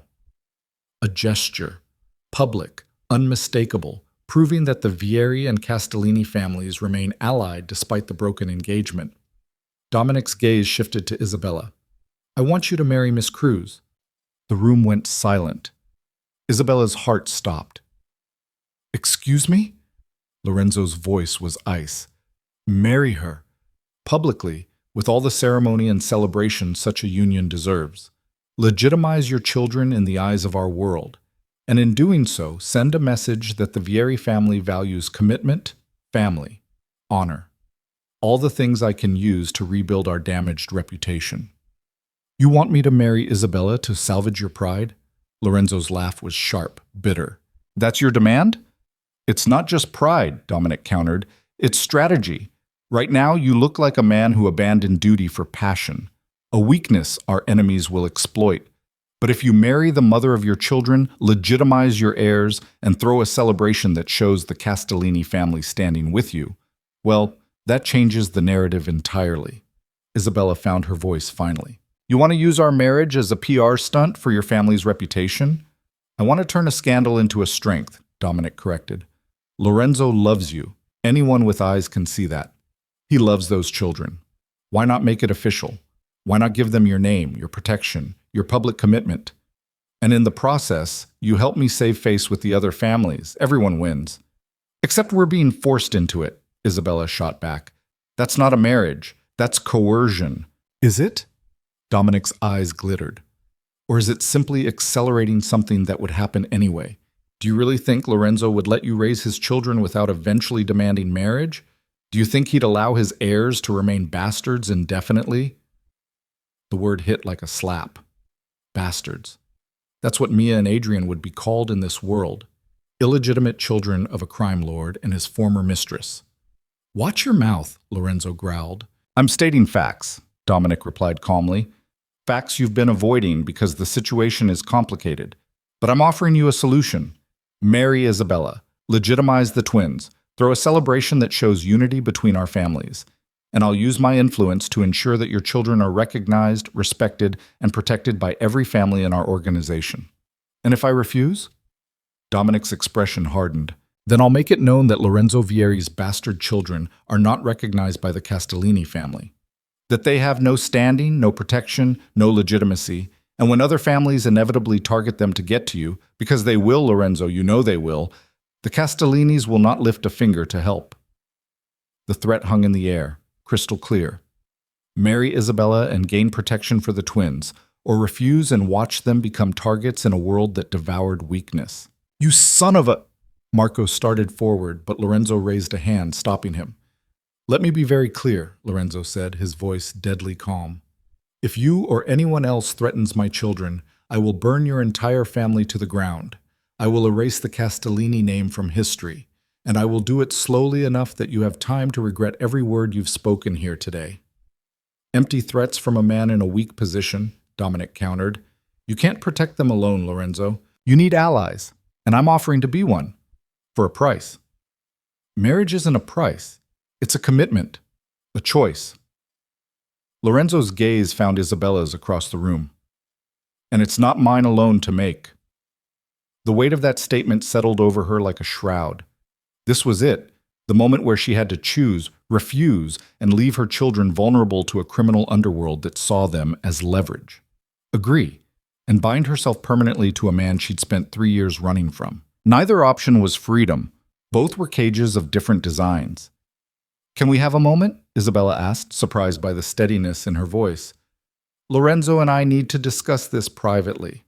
Dominic smiled, triumph already lighting his eyes. Of course. Take all the time you need. I'll wait. Lorenzo gestured to Marco and Dante, who reluctantly filed out with Dominic between them. The moment the door closed, Isabella stood on shaking legs. You can't seriously be considering this, she said. I'm considering every angle. Lorenzo moved to the bar, pouring 2 whiskeys with hands that trembled almost imperceptibly. And what I see is a man who will absolutely make good on his threats if we refuse. So we give in, let him dictate our lives because he's angry his niece got jilted? We make a strategic decision that protects our children. Lorenzo handed her the glass. That's what parents do, Isabella. We make hard choices. Marriage isn't a hard choice, it's a permanent one. Isabella took a long drink, letting the burn steady her. You really think we could make it work? A relationship built on blackmail and political necessity? I think we already have something, Lorenzo said quietly. We had it 3 years ago, before you ran. We have it now, in the way you look at me when you think I'm not watching. In the way I can't stop thinking about you, even when I should be focused on business. Isabella's breath caught. That's not love, that's chemistry, attraction. It's not enough to build a marriage on. Then what is enough? Lorenzo moved closer, his presence overwhelming. Respect? We have that. Common goals? We're both willing to do anything for those kids. Trust? That's growing. And passion? We definitely have passion. We also have completely different values. You're a crime lord, Lorenzo. I'm a waitress who wants her kids to have normal lives. How do we reconcile that? The same way any couple does. We compromise. We find middle ground. We choose each other, every day, even when it's hard. His hand cupped her face, thumb brushing her cheekbone. I'm not asking you to love me, Isabella. Not yet. I'm asking you to marry me so our children are protected. Everything else we'll figure out as we go. And if we can't figure it out, if we end up hating each other, then at least the twins will be safe, legitimate, protected by both our families. Lorenzo's eyes held hers, raw and honest. I won't lie and say this is what I wanted. I would have preferred to court you properly, earn your trust, maybe one day deserve your love. But we don't have that luxury. Dominic has forced our hand. He's forcing a lot more than our hand, Isabella whispered. I know, and I hate it. But I also know that refusing him puts targets on our children's backs. And I won't risk them, Isabella. I can't. Neither could she. That was the terrible truth.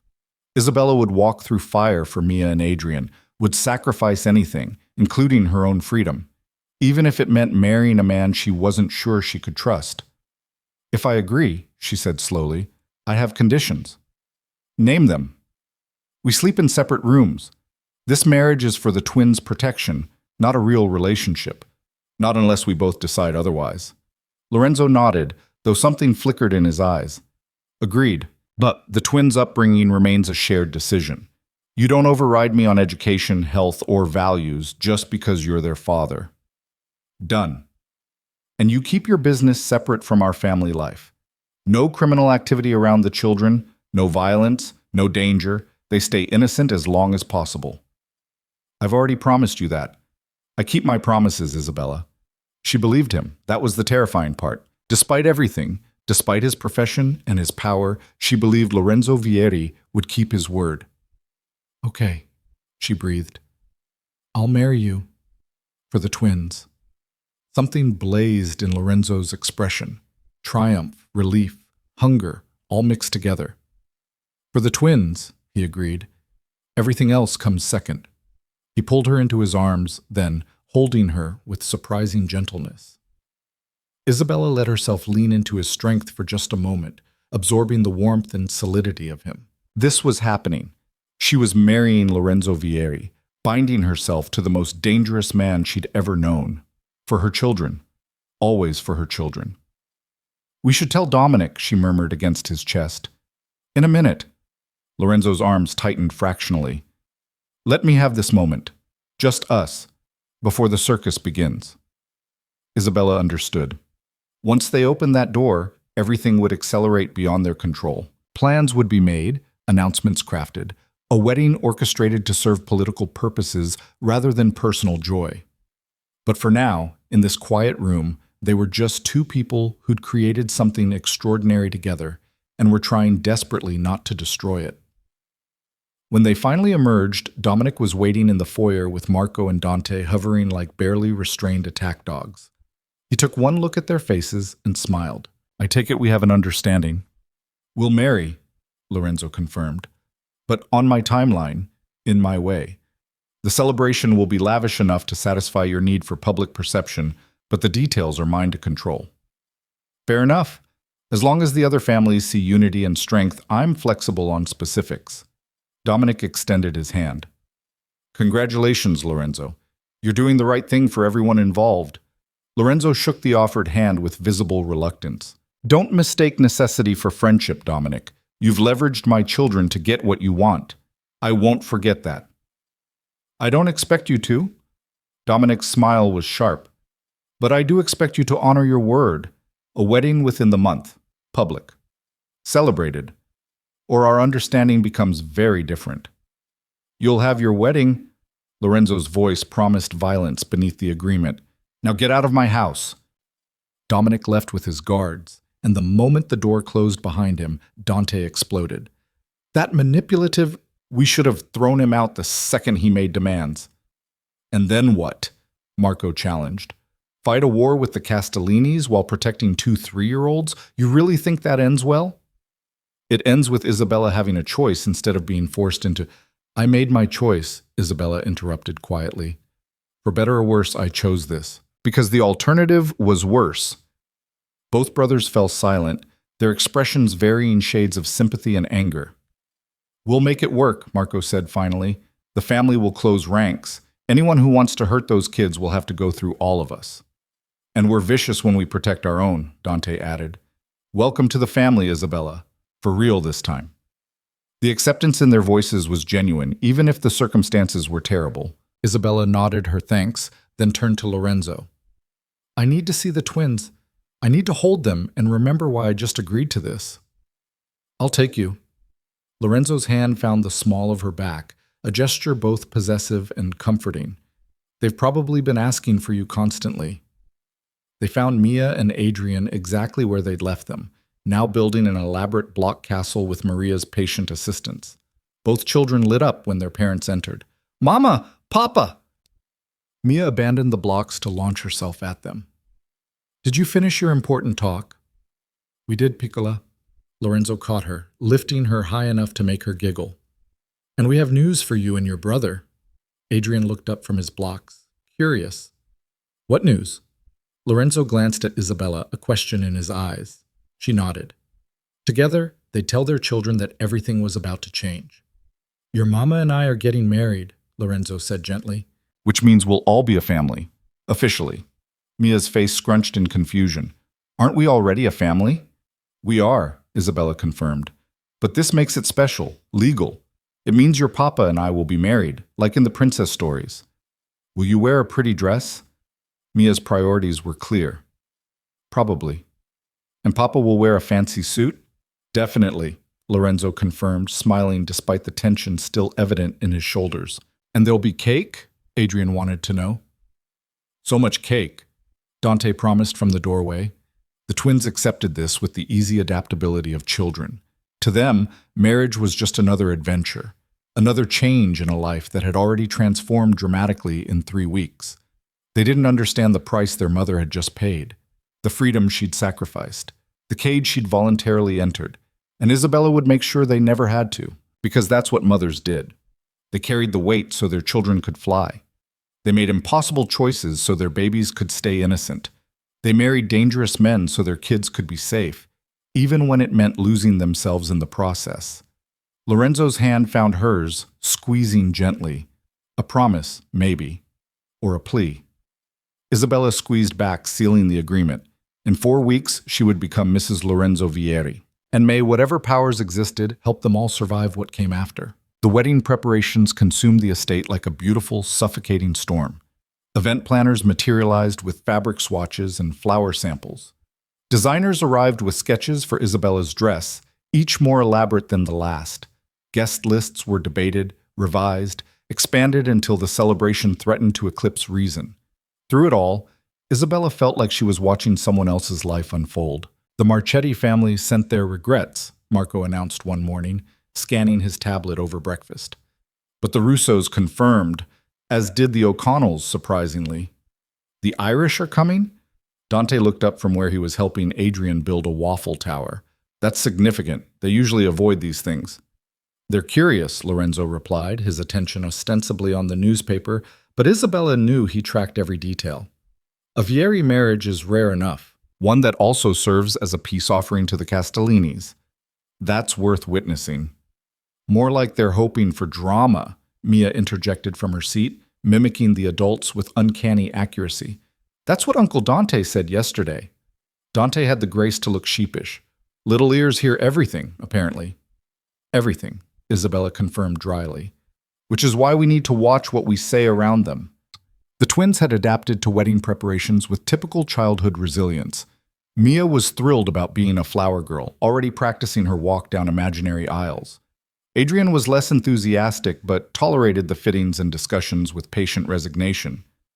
Will there be other kids at the wedding? He asked now, syrup coating his chin. Or just grown-ups talking about boring stuff? There'll be other children, Lorenzo assured him. Some of our associates have kids around your age. You'll have people to play with. Associates' kids meant children of other crime families. Isabella's stomach tightened at the thought of Mia and Adrian mingling with that world, but she'd agreed to this. Had chosen protection over isolation. Now she had to live with the consequences. After breakfast, Lorenzo caught her arm gently as she headed toward the twins' playroom. Walk with me? We need to discuss something. The request was courteous, but Isabella heard the command beneath it. She nodded, following him through the mansion to his private study, a room she'd rarely entered since that first confrontation with Dominic. Lorenzo closed the door and moved to the bar, pouring coffee instead of his usual whiskey. The gesture spoke to the early hour and possibly to wanting a clear head for whatever conversation was coming. 3 weeks until the wedding, he said, handing her a cup. And we've barely talked about what comes after. You mean the marriage itself? Isabella accepted the coffee, grateful for something to hold.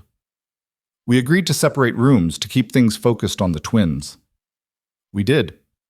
Lorenzo leaned against the desk, studying her with unsettling intensity. But we also need to discuss expectations, boundaries, how we present ourselves publicly versus privately. Publicly, we're a united front, Isabella said, repeating what they'd established early on. Affectionate, committed, devoted parents. We sell the image Dominic needs to rebuild his reputation. And privately? Isabella hesitated. The truth was, she didn't know. The past 3 weeks had blurred lines she'd thought were clear. Lorenzo was attentive but not pushy, present but respectful of her space. He made her laugh over dinner and consulted her on every decision affecting the twins. He was becoming less of a captor and more of a partner, which terrified her more than his initial control had. Privately, we're co-parents, she said finally. We coordinate on the twins, support each other when needed, but maintain our independence. Independence. Lorenzo tasted the word like wine. Is that what you want? Or what you think you should want? Does it matter? This isn't a real marriage, Lorenzo. It's a strategic alliance to protect our children. It's a legal marriage that binds us together for life, he corrected quietly. The strategy doesn't make it less real, Isabella, just more complicated. She set down the coffee cup with more force than intended. What do you want me to say? That I'm falling in love with you? That I've forgiven you for forcing us into this situation? That I'm happy about becoming the wife of a crime lord? I want you to be honest. Lorenzo's voice remained maddeningly calm. About what you feel, what you fear, what you need. Because we're walking into a marriage with too many secrets already. Let's at least be truthful with each other. The challenge hung between them. Isabella wanted to deflect, to maintain the walls that kept her safe. But looking at Lorenzo, really looking, she saw exhaustion beneath his composure. He was actually trying to build something functional from the wreckage of their circumstances. I'm terrified, she admitted quietly. Terrified that I'll lose myself in your world. That the twins will grow up thinking power and violence are normal. That you'll eventually see us as possessions instead of people. She paused, gathering courage. And I'm terrified that part of me is starting to want this. Want you. Despite everything I know I should feel. Lorenzo's expression shifted, surprise, heat, something tender that made Isabella's chest ache. You think wanting me is wrong? I think it's dangerous. We have chemistry, Lorenzo. We always did. But chemistry isn't love, it's not trust, and I can't build a life on attraction alone. Then build it on something else. Lorenzo moved closer, his presence overwhelming without being threatening. Build it on partnership, on shared goals, on the fact that we both want the same things for our children. And if that's not enough, then we figure it out as we go. Together. His hand reached up, tucking a strand of hair behind her ear with unexpected gentleness. I'm not asking for your love, Isabella. Not yet.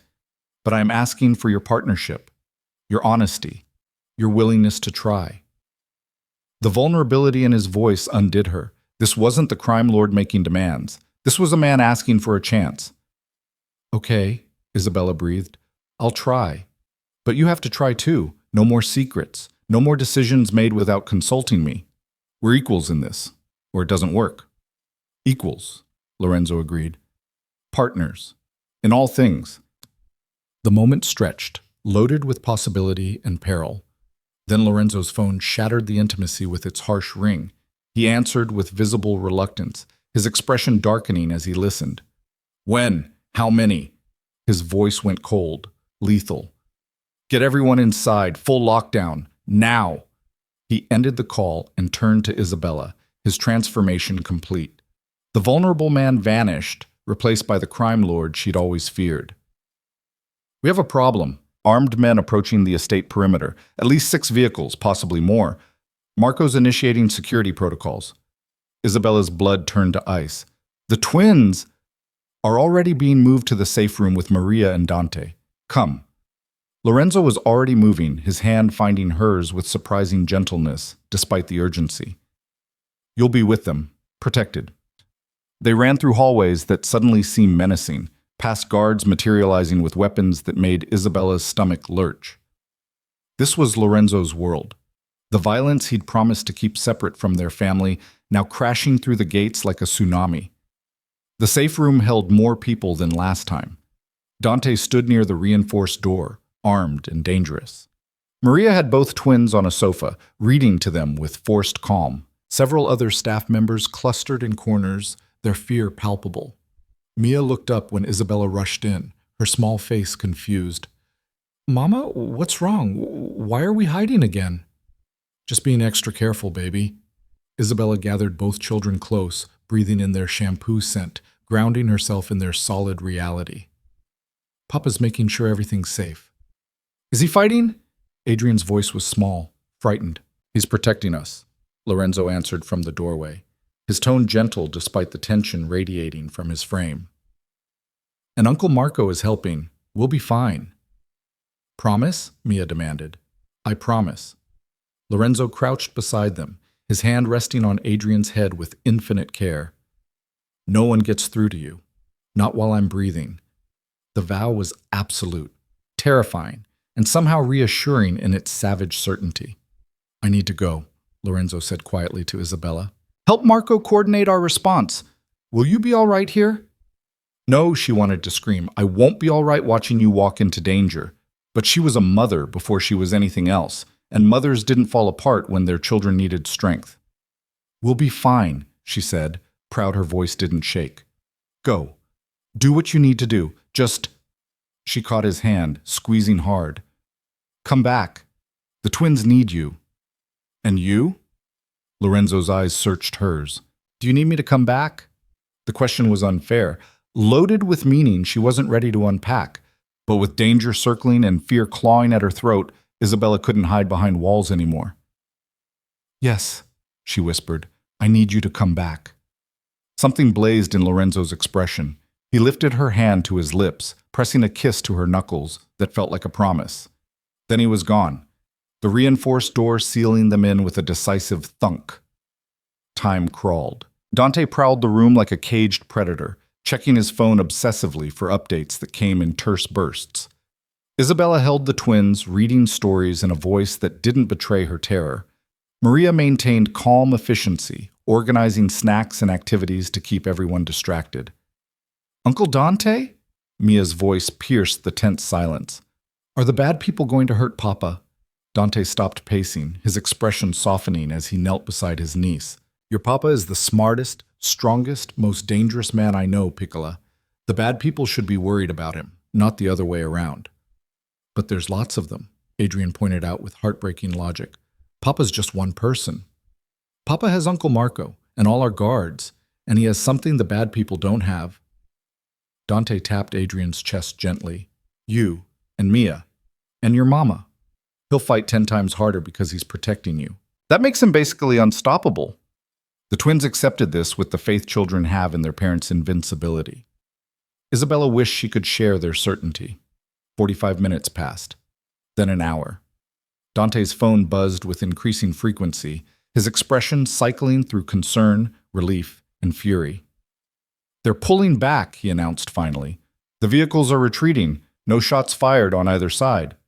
Why? Isabella asked. Why attack and then retreat? They weren't attacking.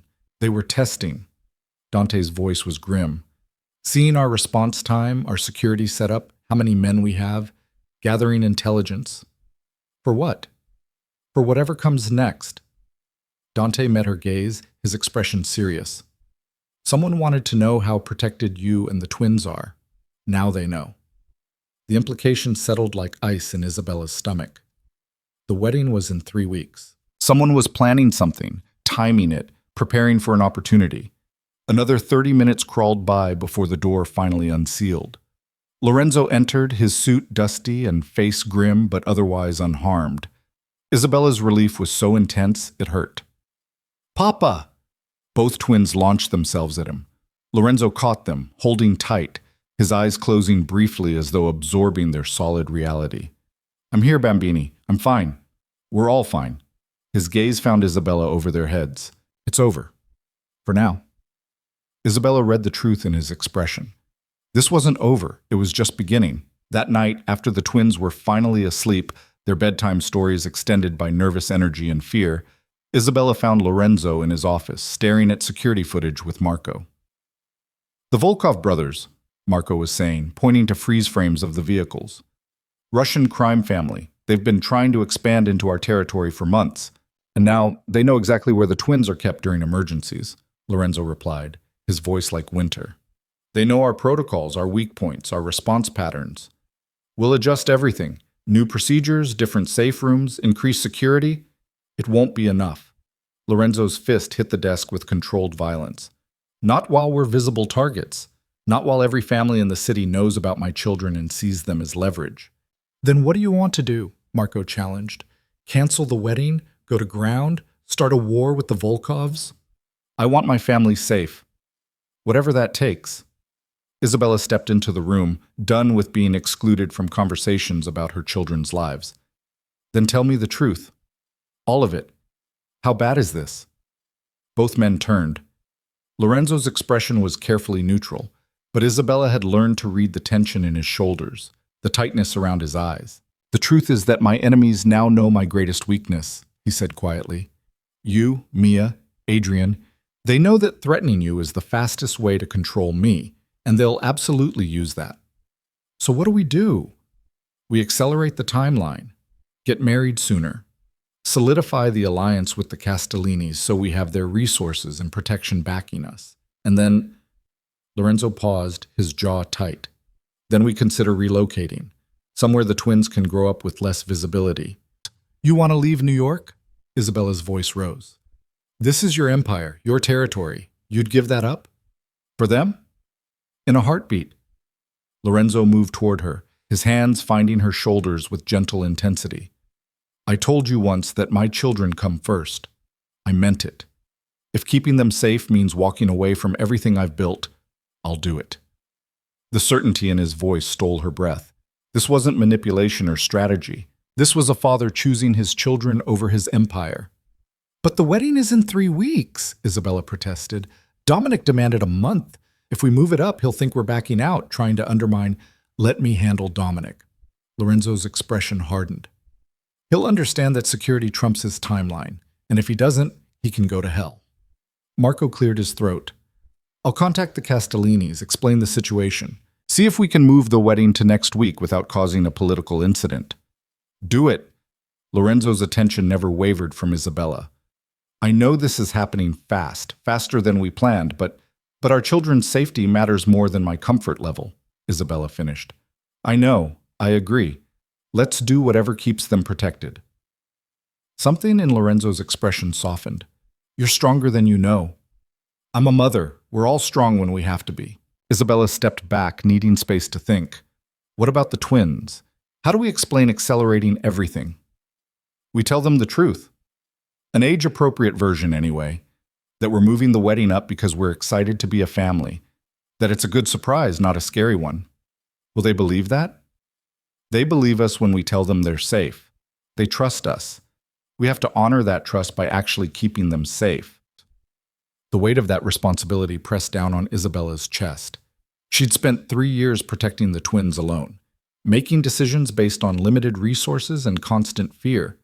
Now she had help, dangerous, complicated, criminal help, but help nonetheless. Okay, she said finally, let's do this. Move up the wedding, solidify the alliance, and then we figure out what comes next, together. Together, Lorenzo echoed, and the word felt like a vow. The next week was chaos incarnate. The wedding date moved up to 7 days away, compressing months of planning into frantic activity. Dominic Castellini was surprisingly accommodating once Marco explained the security concerns, even offering additional protection resources for the ceremony. He sees the value in keeping your children alive, Marco explained when Isabella questioned the cooperation. Dead heirs don't strengthen alliances, protected ones do. Pepes. The pragmatism was chilling, but Isabella was learning to navigate this world's brutal logic. Her wedding dress arrived 3 days before the ceremony, ivory silk that managed to be both elegant and understated, appropriate for a bride who was also a mother. The seamstress had worked miracles adjusting it to fit Isabella's timeline. You look like a princess, Mia breathed when Isabella tried it on for the twins' approval. The prettiest princess ever. Oh, Mama's always pretty, Adrian said loyally, then reconsidered. But extra pretty in that dress. Isabella's eyes burned with tears she refused to shed. This should be joyful, preparing to marry, her children excited, a future unfolding. Instead, it was strategic necessity wrapped in white silk and fear. Lorenzo found her in the twins' playroom that evening, watching them build block towers with the absorbed concentration of children blissfully unaware of adult complexities. Having second thoughts? He asked quietly. 100 thoughts, more like. Isabella kept her voice low, not wanting to disturb the twins. But no, I'm committed. For them. And for us? Lorenzo's question was careful, probing. Is there any part of you that wants this marriage for reasons beyond protection? Isabella watched Mia explain architectural principles to Adrian with complete seriousness, saw her son nod along with patient indulgence. They were so perfect, so innocent. And she'd do anything, marry anyone, sacrifice everything, to keep them that way. I don't know yet, she admitted honestly. Ask me again in 6 months, after we've actually lived as husband and wife instead of just co-parents playing house. Fair enough. Lorenzo settled beside her on the floor, close enough that their shoulders touched. For what it's worth, I hope you find reasons beyond duty. I hope we build something real. Why? Isabella turned to face him fully. You could have any woman you want. Why hope for something genuine with someone you had to blackmail into marrying you? I didn't blackmail you. Dominic did. You went along with it. Because the alternative was worse. Lorenzo's hand found hers, threading their fingers together. And because despite the circumstances, despite the strategy and necessity, I want you, Isabella. I wanted you 3 years ago. I want you now. And I'm willing to wait however long it takes for you to want me back, freely, without coercion. The honesty in his voice was devastating. Isabella wanted to dismiss it, to protect herself with skepticism and distance. But looking into Lorenzo's eyes, she saw the truth of his words reflected back. He meant it, every word. You're making this very hard, she whispered. Good. I'd hate to be forgettable. Lorenzo's smile was slight, self-deprecating. I'm fighting for something here, Isabella. For us. For the possibility that we might actually be happy together instead of just functional. And if we're not? If we try and fail? Then at least we tried. At least we gave our children parents who attempted to build something instead of just enduring each other. He squeezed her hand gently. I'm not asking for guarantees, just for honest effort. Can you give me that? Isabella thought about the past month, about Lorenzo singing Italian lullabies and teaching Adrian chess, about him consulting her on every decision, respecting her boundaries, trying desperately to be better than his reputation, about the way he looked at her sometimes, like she was something precious instead of just necessary. Yes, she said finally. I can give you honest effort. I can try. That's all I'm asking. Lorenzo lifted their joined hands, pressing a kiss to her knuckles that felt more intimate than it should. Thank you. The twins' laughter drew their attention back to the block tower, which had grown precariously tall. Mia was adding one final block when the whole structure collapsed with spectacular chaos. No! Mia wailed dramatically. We almost made it to the ceiling. We can rebuild, Adrian said pragmatically. Better this time. We learned what doesn't work. Lorenzo's eyes met Isabella's, and something passed between them. Understanding, recognition, hope. They were like that block tower, built quickly under pressure, structurally questionable, likely to collapse under the wrong stress. But maybe, with effort and learning and genuine partnership, they could rebuild into something stronger, something that might actually last. Come on, Lorenzo said, standing and offering Isabella his hand. Let's help them rebuild. Show them that failure isn't permanent if you're willing to try again. Isabella took his hand, letting him pull her to her feet. Together, they joined their children on the floor, building something fragile and hopeful from blocks and possibility. In 3 days, she would marry Lorenzo Vieri, would bind herself legally and permanently to a man who lived in shadows and violence, would become part of a world she'd spent 3 years fleeing. But looking at him now, patient and gentle as he helped their son place blocks with care, Isabella felt something shift in her chest, something warm and terrifying and real. Maybe this could work. Maybe they could build something genuine from strategic necessity, or maybe they'd collapse like the twins' tower, spectacular and devastating. Either way, Isabella was committed now. For better or worse, she was choosing this. Choosing him, choosing the possibility of partnership over the certainty of isolation.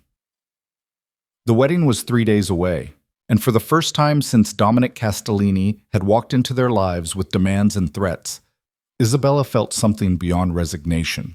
She felt hope, fragile and cautious, but real.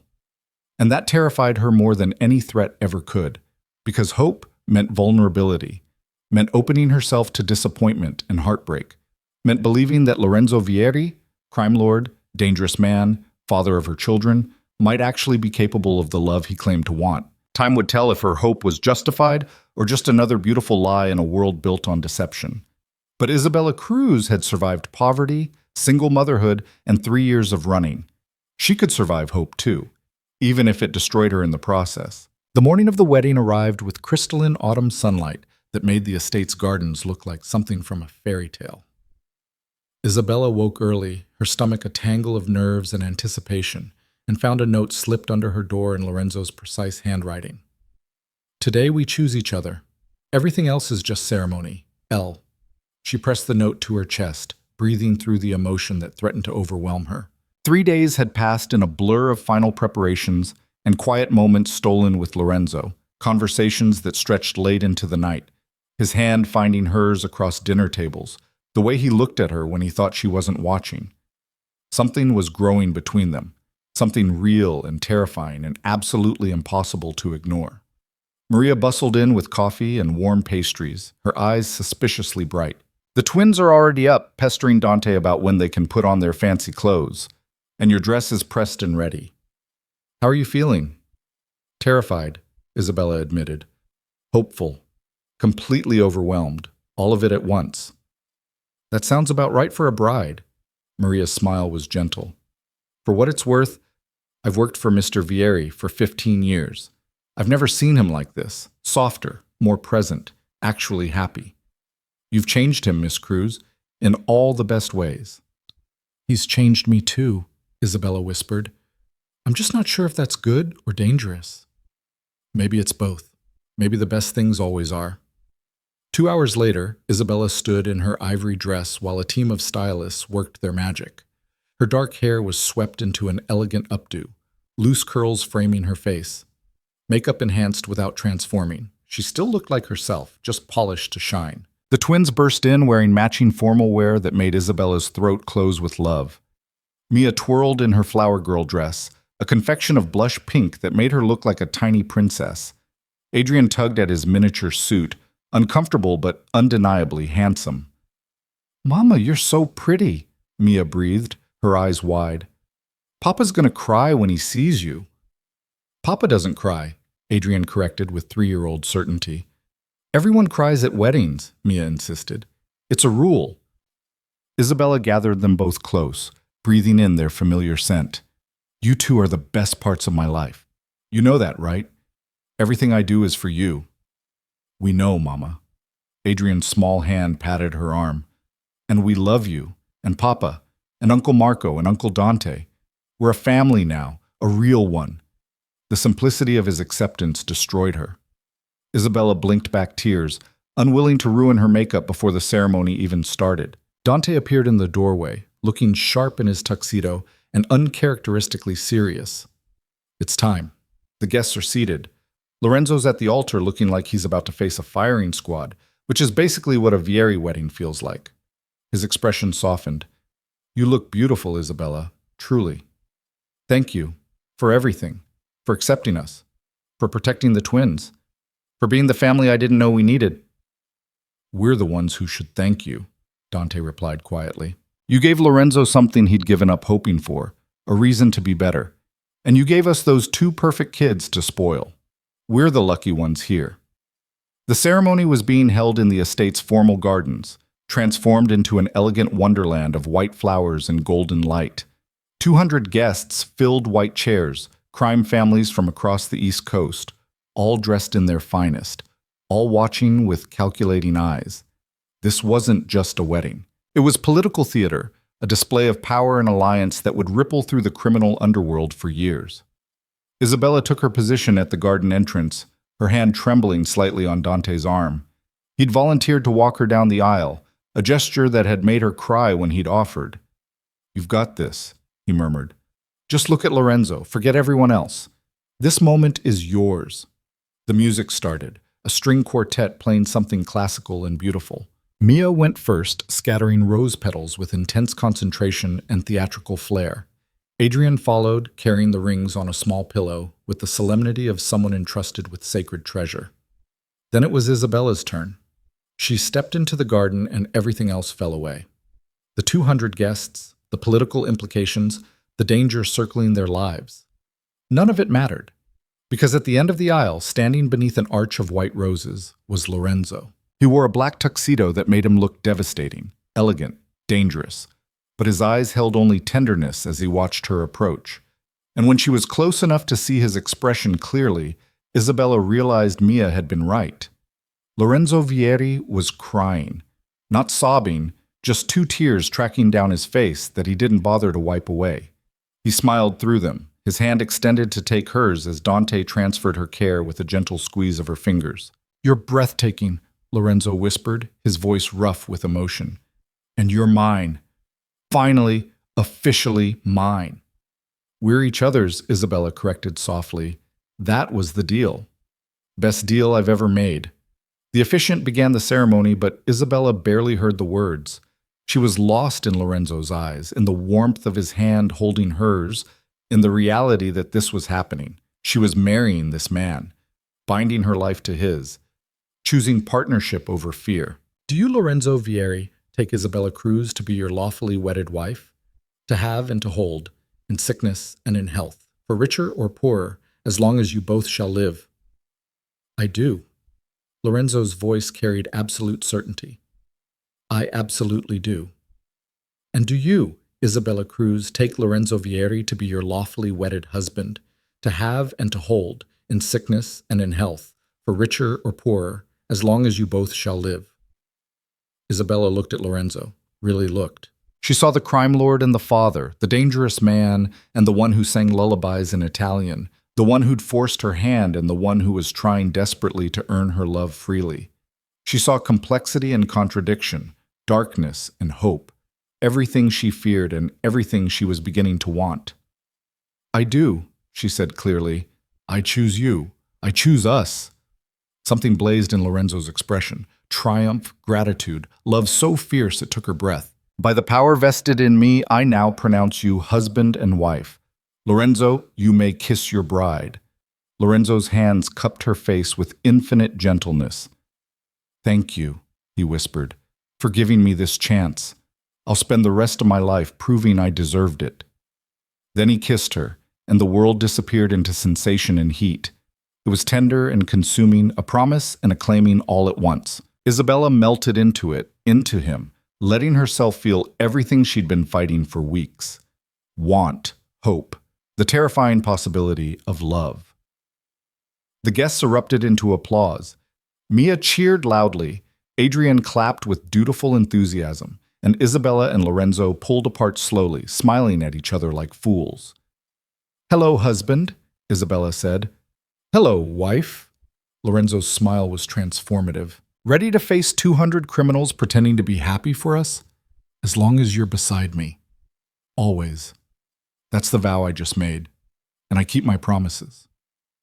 The reception was elaborate beyond anything Isabella had imagined.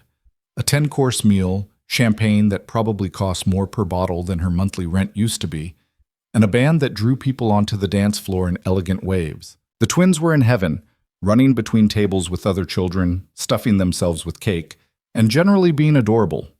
Isabella danced with Lorenzo beneath strings of lights that turned the garden magical. His hand at her waist felt possessive and right, his body moving with hers in perfect rhythm. See anyone you recognize? Lorenzo murmured against her ear. Isabella scanned the crowd and felt her stomach drop. Dominic Castellini sat at a prominent table, looking satisfied. The Russo family matriarch watched with calculating eyes. And in the corner, partly hidden by shadows, were men she recognized from news reports. The Volkov brothers, the Russians who'd tested their security. Why are they here? Isabella's voice tightened. After they threatened us. You invited them? Keep your friends close and your enemies closer, Lorenzo replied calmly. They're being watched by Marco's best men, and their presence here signals acceptance. They've acknowledged our marriage, our alliance, our strength. It's actually a good sign. It doesn't feel good. It feels dangerous. Welcome to my world, Mrs. Vieri, where weddings double as business meetings and every smile hides an agenda. Lorenzo's hand tightened on her waist. But not ours. Our marriage is real, regardless of the theater surrounding it. Is it?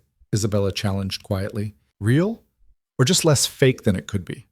Lorenzo stopped dancing, his eyes searching hers with uncomfortable intensity.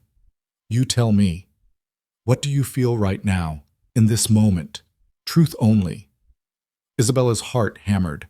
The honest answer was complicated, messy, terrifying. But Lorenzo had asked for truth, and she'd promised honest effort. I feel scared, she admitted. Scared of losing myself in you. Scared of what your world will do to our children. Scared that I'm falling for you despite every logical reason not to. She paused, gathering courage. But I also feel safe, protected. Like maybe, possibly, we could actually build something real instead of just surviving together. Lorenzo's expression softened into something achingly tender. That's all I'm asking for. The possibility. The chance. He pulled her closer, their bodies aligned perfectly. I'm falling too, Isabella. Have been since I saw you in that rain-soaked street with our children. Maybe even before that, 3 years ago, when you first smiled at me. That's just attraction. Chemistry. It's a start. Lorenzo's lips brushed her temple. We'll build the rest as we go. One day, one choice, one moment of honesty at a time. The song ended, transitioning into something faster. Marco appeared, claiming Isabella for a dance, while Dante swept Lorenzo into an absurd waltz that made the twins giggle uncontrollably. You did well today, Marco said as they moved through the steps. Handled the political nightmare with grace. Even Dominic seemed satisfied. Is he? Or is he planning something we can't see yet? Marco's expression turned assessing. You're learning. That's good. Questioning everything is how you survive in this world. He paused, choosing words carefully. For what it's worth, I think Lorenzo's genuinely trying. I've known him his whole life, and I've never seen him work this hard to be better. That's because of you. Don't underestimate your influence. Influence isn't love. No, but it's a foundation to build on. Marco spun her expertly. Give it time, Isabella. Let him prove himself. You might be surprised by what you find. The evening wore on with toasts and laughter, and the twins eventually falling asleep on a sofa, exhausted by excitement and sugar. Isabella watched Lorenzo carry Adrian to bed while Dante handled Mia, both men gentle and competent with the sleeping children. Your family is beautiful, a woman's voice said from behind her.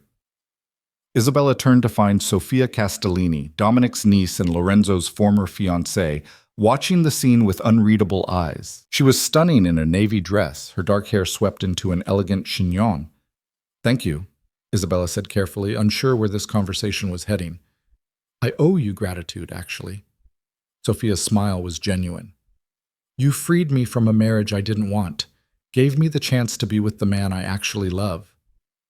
Lorenzo mentioned you had someone. Marcus. He works in my uncle's organization, brilliant with numbers and logistics. We've been in love for 2 years but couldn't act on it because of family politics. Sofia's expression softened. Your existence changed everything, gave both Lorenzo and me what we actually wanted. I'm glad something good came from this mess. More than you know. Lorenzo is happier than I've ever seen him. He smiles now, laughs with his brothers, actually looks forward to going home instead of burying himself in work. Sofia touched Isabella's arm lightly. Don't let the circumstances make you doubt what you have.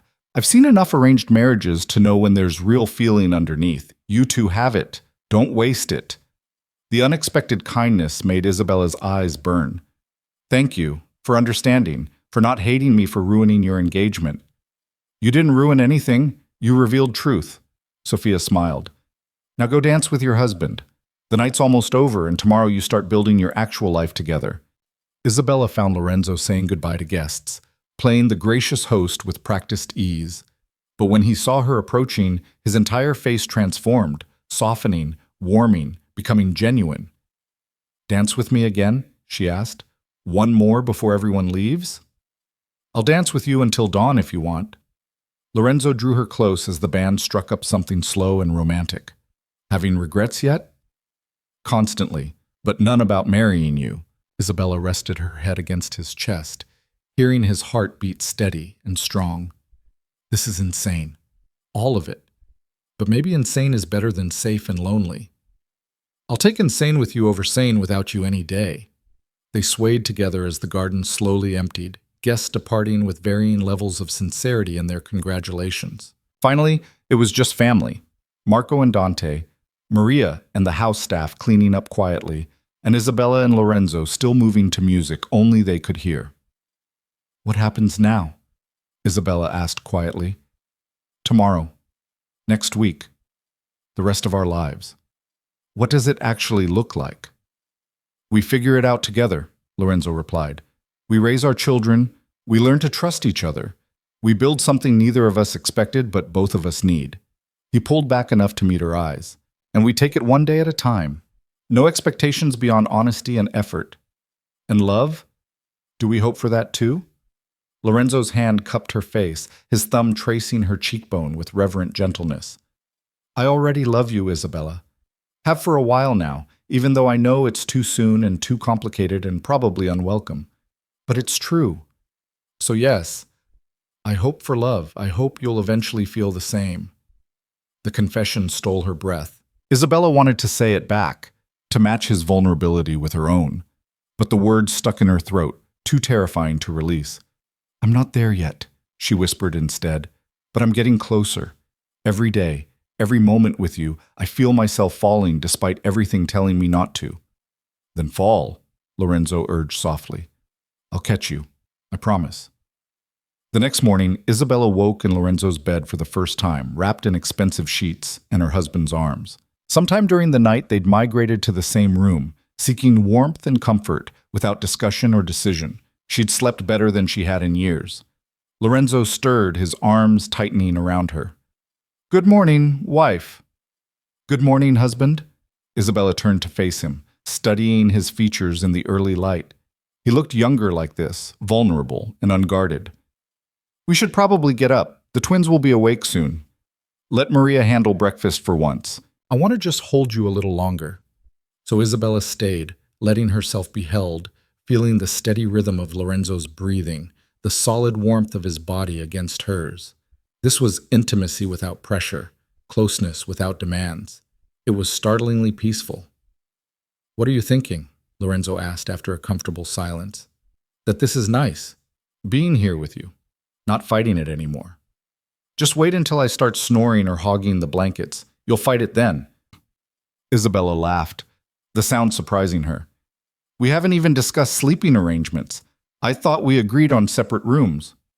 We did, but you're welcome in mine any time, and I'm welcome in yours, I hope. Very welcome, Isabella admitted. Turns out I sleep better when you're close. Same.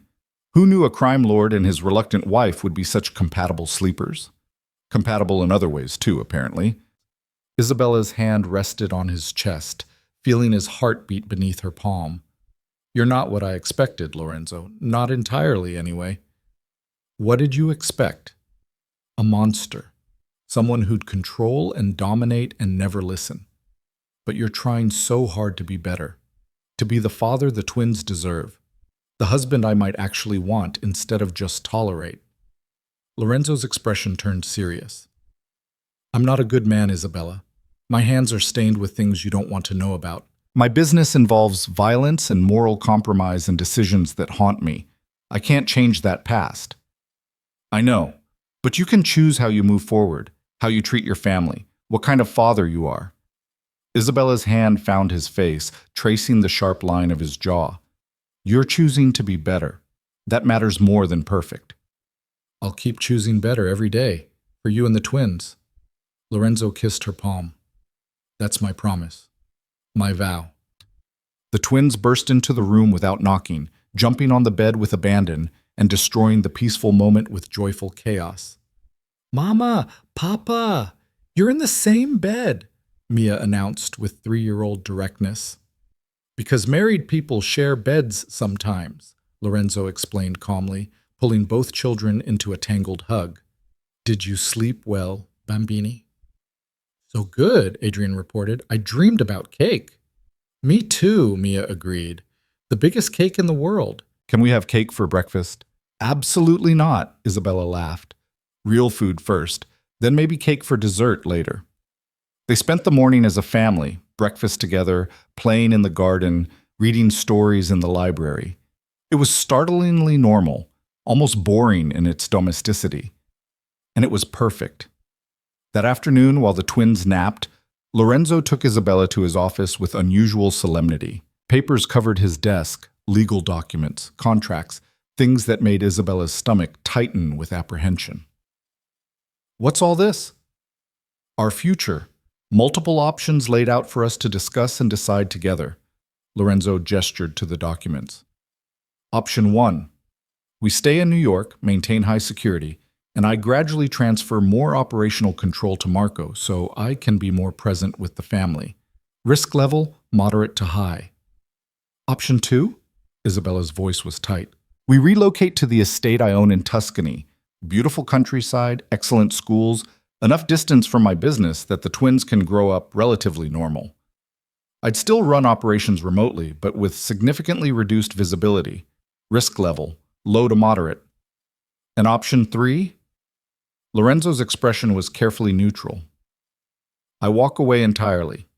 Sell my interest to Marco and Dante, take the family somewhere completely removed from this world, and start over as civilians. Risk level, minimal, but it means abandoning everything I've built. Isabella stared at him, searching for the catch. You'd really do that?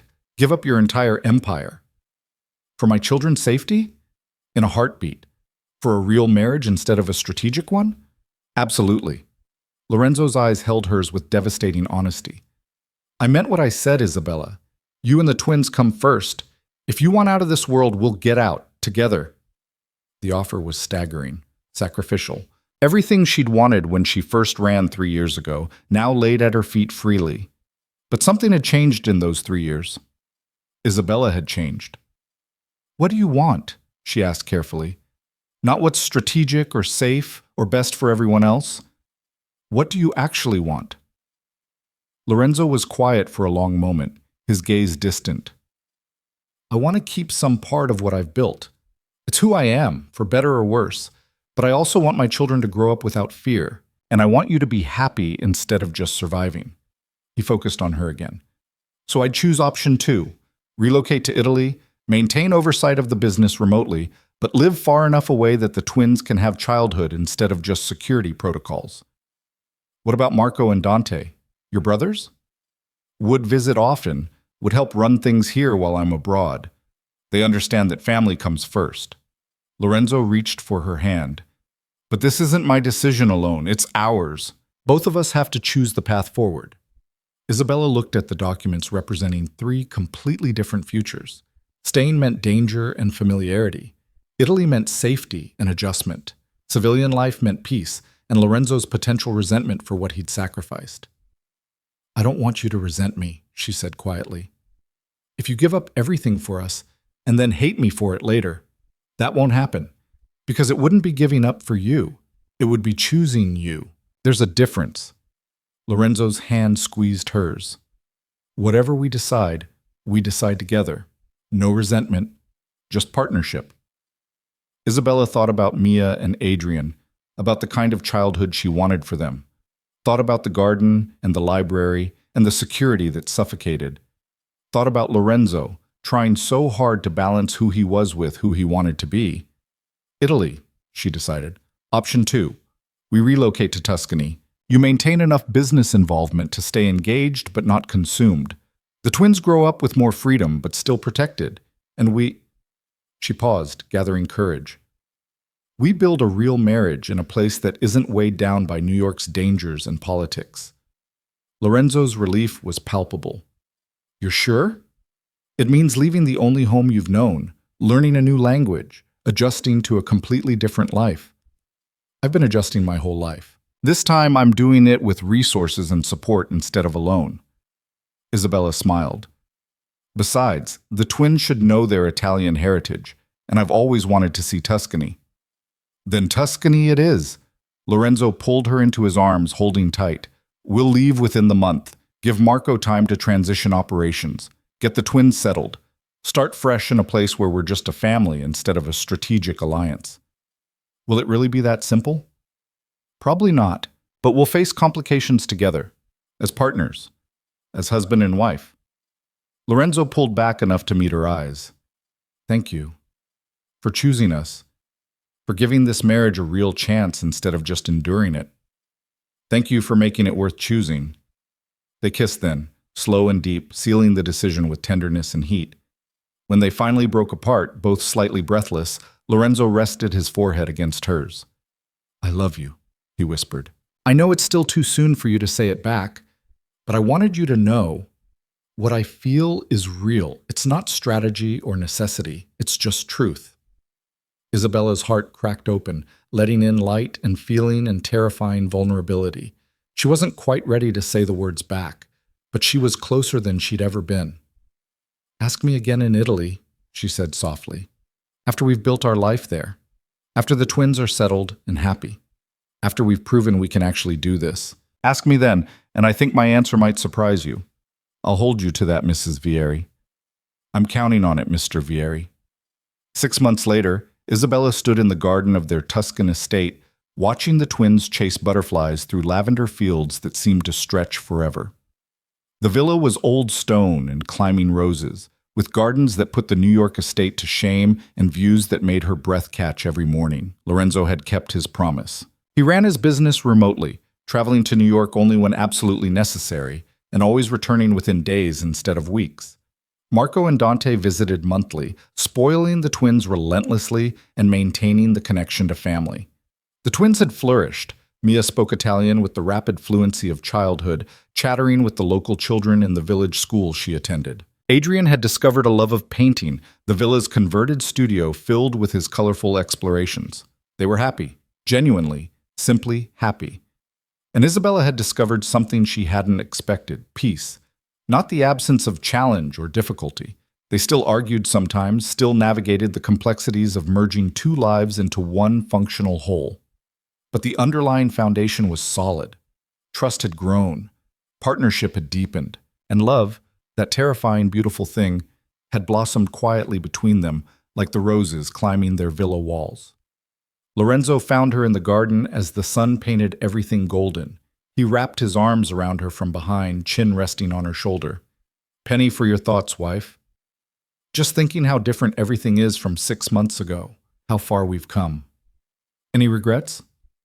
"Not a single one." Isabella turned in his arms, smiling up at the man who'd become her partner in every sense. "You've kept every promise. Been the father the twins needed, the husband I didn't know I wanted. You've proven yourself 1,000 times over. And you've given me everything, a family, a purpose beyond power, a reason to be better than I was." Lorenzo's hand cupped her face with familiar tenderness. "I asked you once to ask me something in Italy, after we'd built our life here. Do you remember?" Isabella's heart raced. "I remember. Then I'm asking now." "What's your answer, Isabella? Do you love me? Not because you have to, not out of obligation or strategy, but because you choose to?"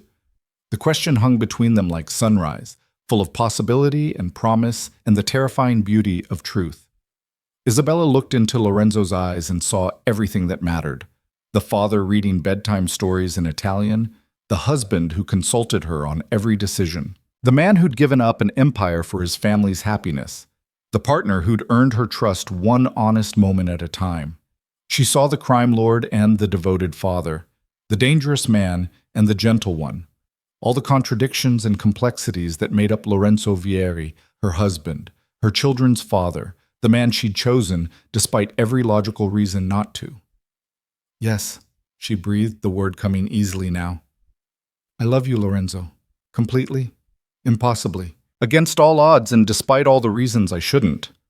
I love you." Lorenzo's smile could have lit the world. "Say it again." "I love you." "Once more." "I love you." Isabella laughed, joy bubbling up from somewhere deep and true. "I love you. I love you. I love you. Happy now?" Deliriously. Lorenzo kissed her then, pouring everything into it, gratitude and passion and promises for all the years ahead. The twins found them like that, wrapped in each other beneath the Tuscan sun, and immediately demanded group hugs. Lorenzo scooped them both up with practiced ease, and Isabella completed the circle, all four of them tangled together in love and laughter. This was family. Not the cage Isabella had feared, but the freedom she'd always wanted. Not perfect or simple, but real and chosen, and absolutely worth every complicated step that had brought them here. "Mama, can we have gelato for dinner?" Mia asked hopefully. "Absolutely not," Isabella replied. "But it's a special day," Adrian argued. "Every day is special here," Lorenzo corrected gently. "That's what makes it ordinary. And ordinary days have rules about vegetables before dessert." Both twins groaned dramatically, but accepted the verdict. They'd learned that their parents were unified, that no meant no regardless of who asked, and that love included boundaries just as much as indulgence. They'd also learned that they were safe, protected, cherished beyond measure by parents who'd fought their way to partnership and were building something extraordinary from the wreckage of forced circumstances. That night, after the twins were asleep and the villa was quiet, Isabella and Lorenzo sat on their balcony watching stars emerge over vineyard-covered hills. "Do you ever miss New York?" Lorenzo asked. "The energy, the familiarity?" "Sometimes. But then I wake up to this view, watch the twins run free without security guards shadowing them, and I know we made the right choice." Isabella's hand found his. "What about you? Do you regret walking away from direct control?" "Not even a little. Marco's doing brilliantly, and I still have influence when needed. But what I have here, you, the children, an actual life instead of just existence, that's worth more than any empire." Lorenzo lifted her hand to his lips. "Thank you for giving me this, for choosing partnership over fear, for loving me despite everything.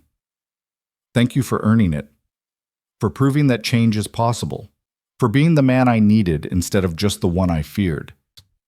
They sat in comfortable silence, hands intertwined, watching the night deepen around them. Somewhere in the villa, their children slept peacefully. In New York, Lorenzo's brothers maintained the legacy he'd built. And here, in this slice of Italian paradise, two people who'd started as strangers bound by biology had become genuine partners. The storm that had brought them together had long since passed. The rain that had revealed hidden children was now just memory. The fear and coercion that had forced their marriage had transformed into choice and commitment freely given. Isabella Cruz had run from Lorenzo Vieri 3 years ago, terrified of being consumed by his darkness. Now Isabella Vieri chose him every day, had discovered light in unexpected places, and built a family from hope instead of fear. They hadn't erased the complications. Lorenzo was still involved in business that existed in shadows. Isabella still worried about the twins' future exposure to that world. They still navigated the complexities of merging different values and backgrounds into one functional whole. But they did it together, as partners, as lovers, as parents who'd learned that sometimes the cages we fear become homes when we stop running and start building. "I love you," Lorenzo said into the starlit darkness. "Today, tomorrow, every day after. That's my vow." "I love you too," Isabella replied, the words as natural as breathing now, through complications and compromises, through the gray areas where right and wrong blur together. "I choose you. I choose us. Always." And in a villa in Tuscany, far from the rain-soaked Manhattan street where their lives had collided with the force of destiny, two people who'd started as strangers held each other close and watched the stars emerge. Not perfect, not innocent, but real. And absolutely, beautifully, impossibly in love. The end of their storm was just the beginning of their story. And Isabella and Lorenzo Vieri were ready to write every chapter together. One honest choice, one shared moment, one act of love at a time. The twins would grow up knowing both parents chose each other and chose them, every single day. They would learn that love isn't just romance, but partnership, trust, and the willingness to build something better than what you started with. And someday, when Mia and Adrian were old enough to understand, they would hear the story of how their parents met in a storm, were forced together by circumstance, and chose to transform obligation into devotion. It was messy, complicated, absolutely imperfect, but it was theirs, and that made it perfect enough.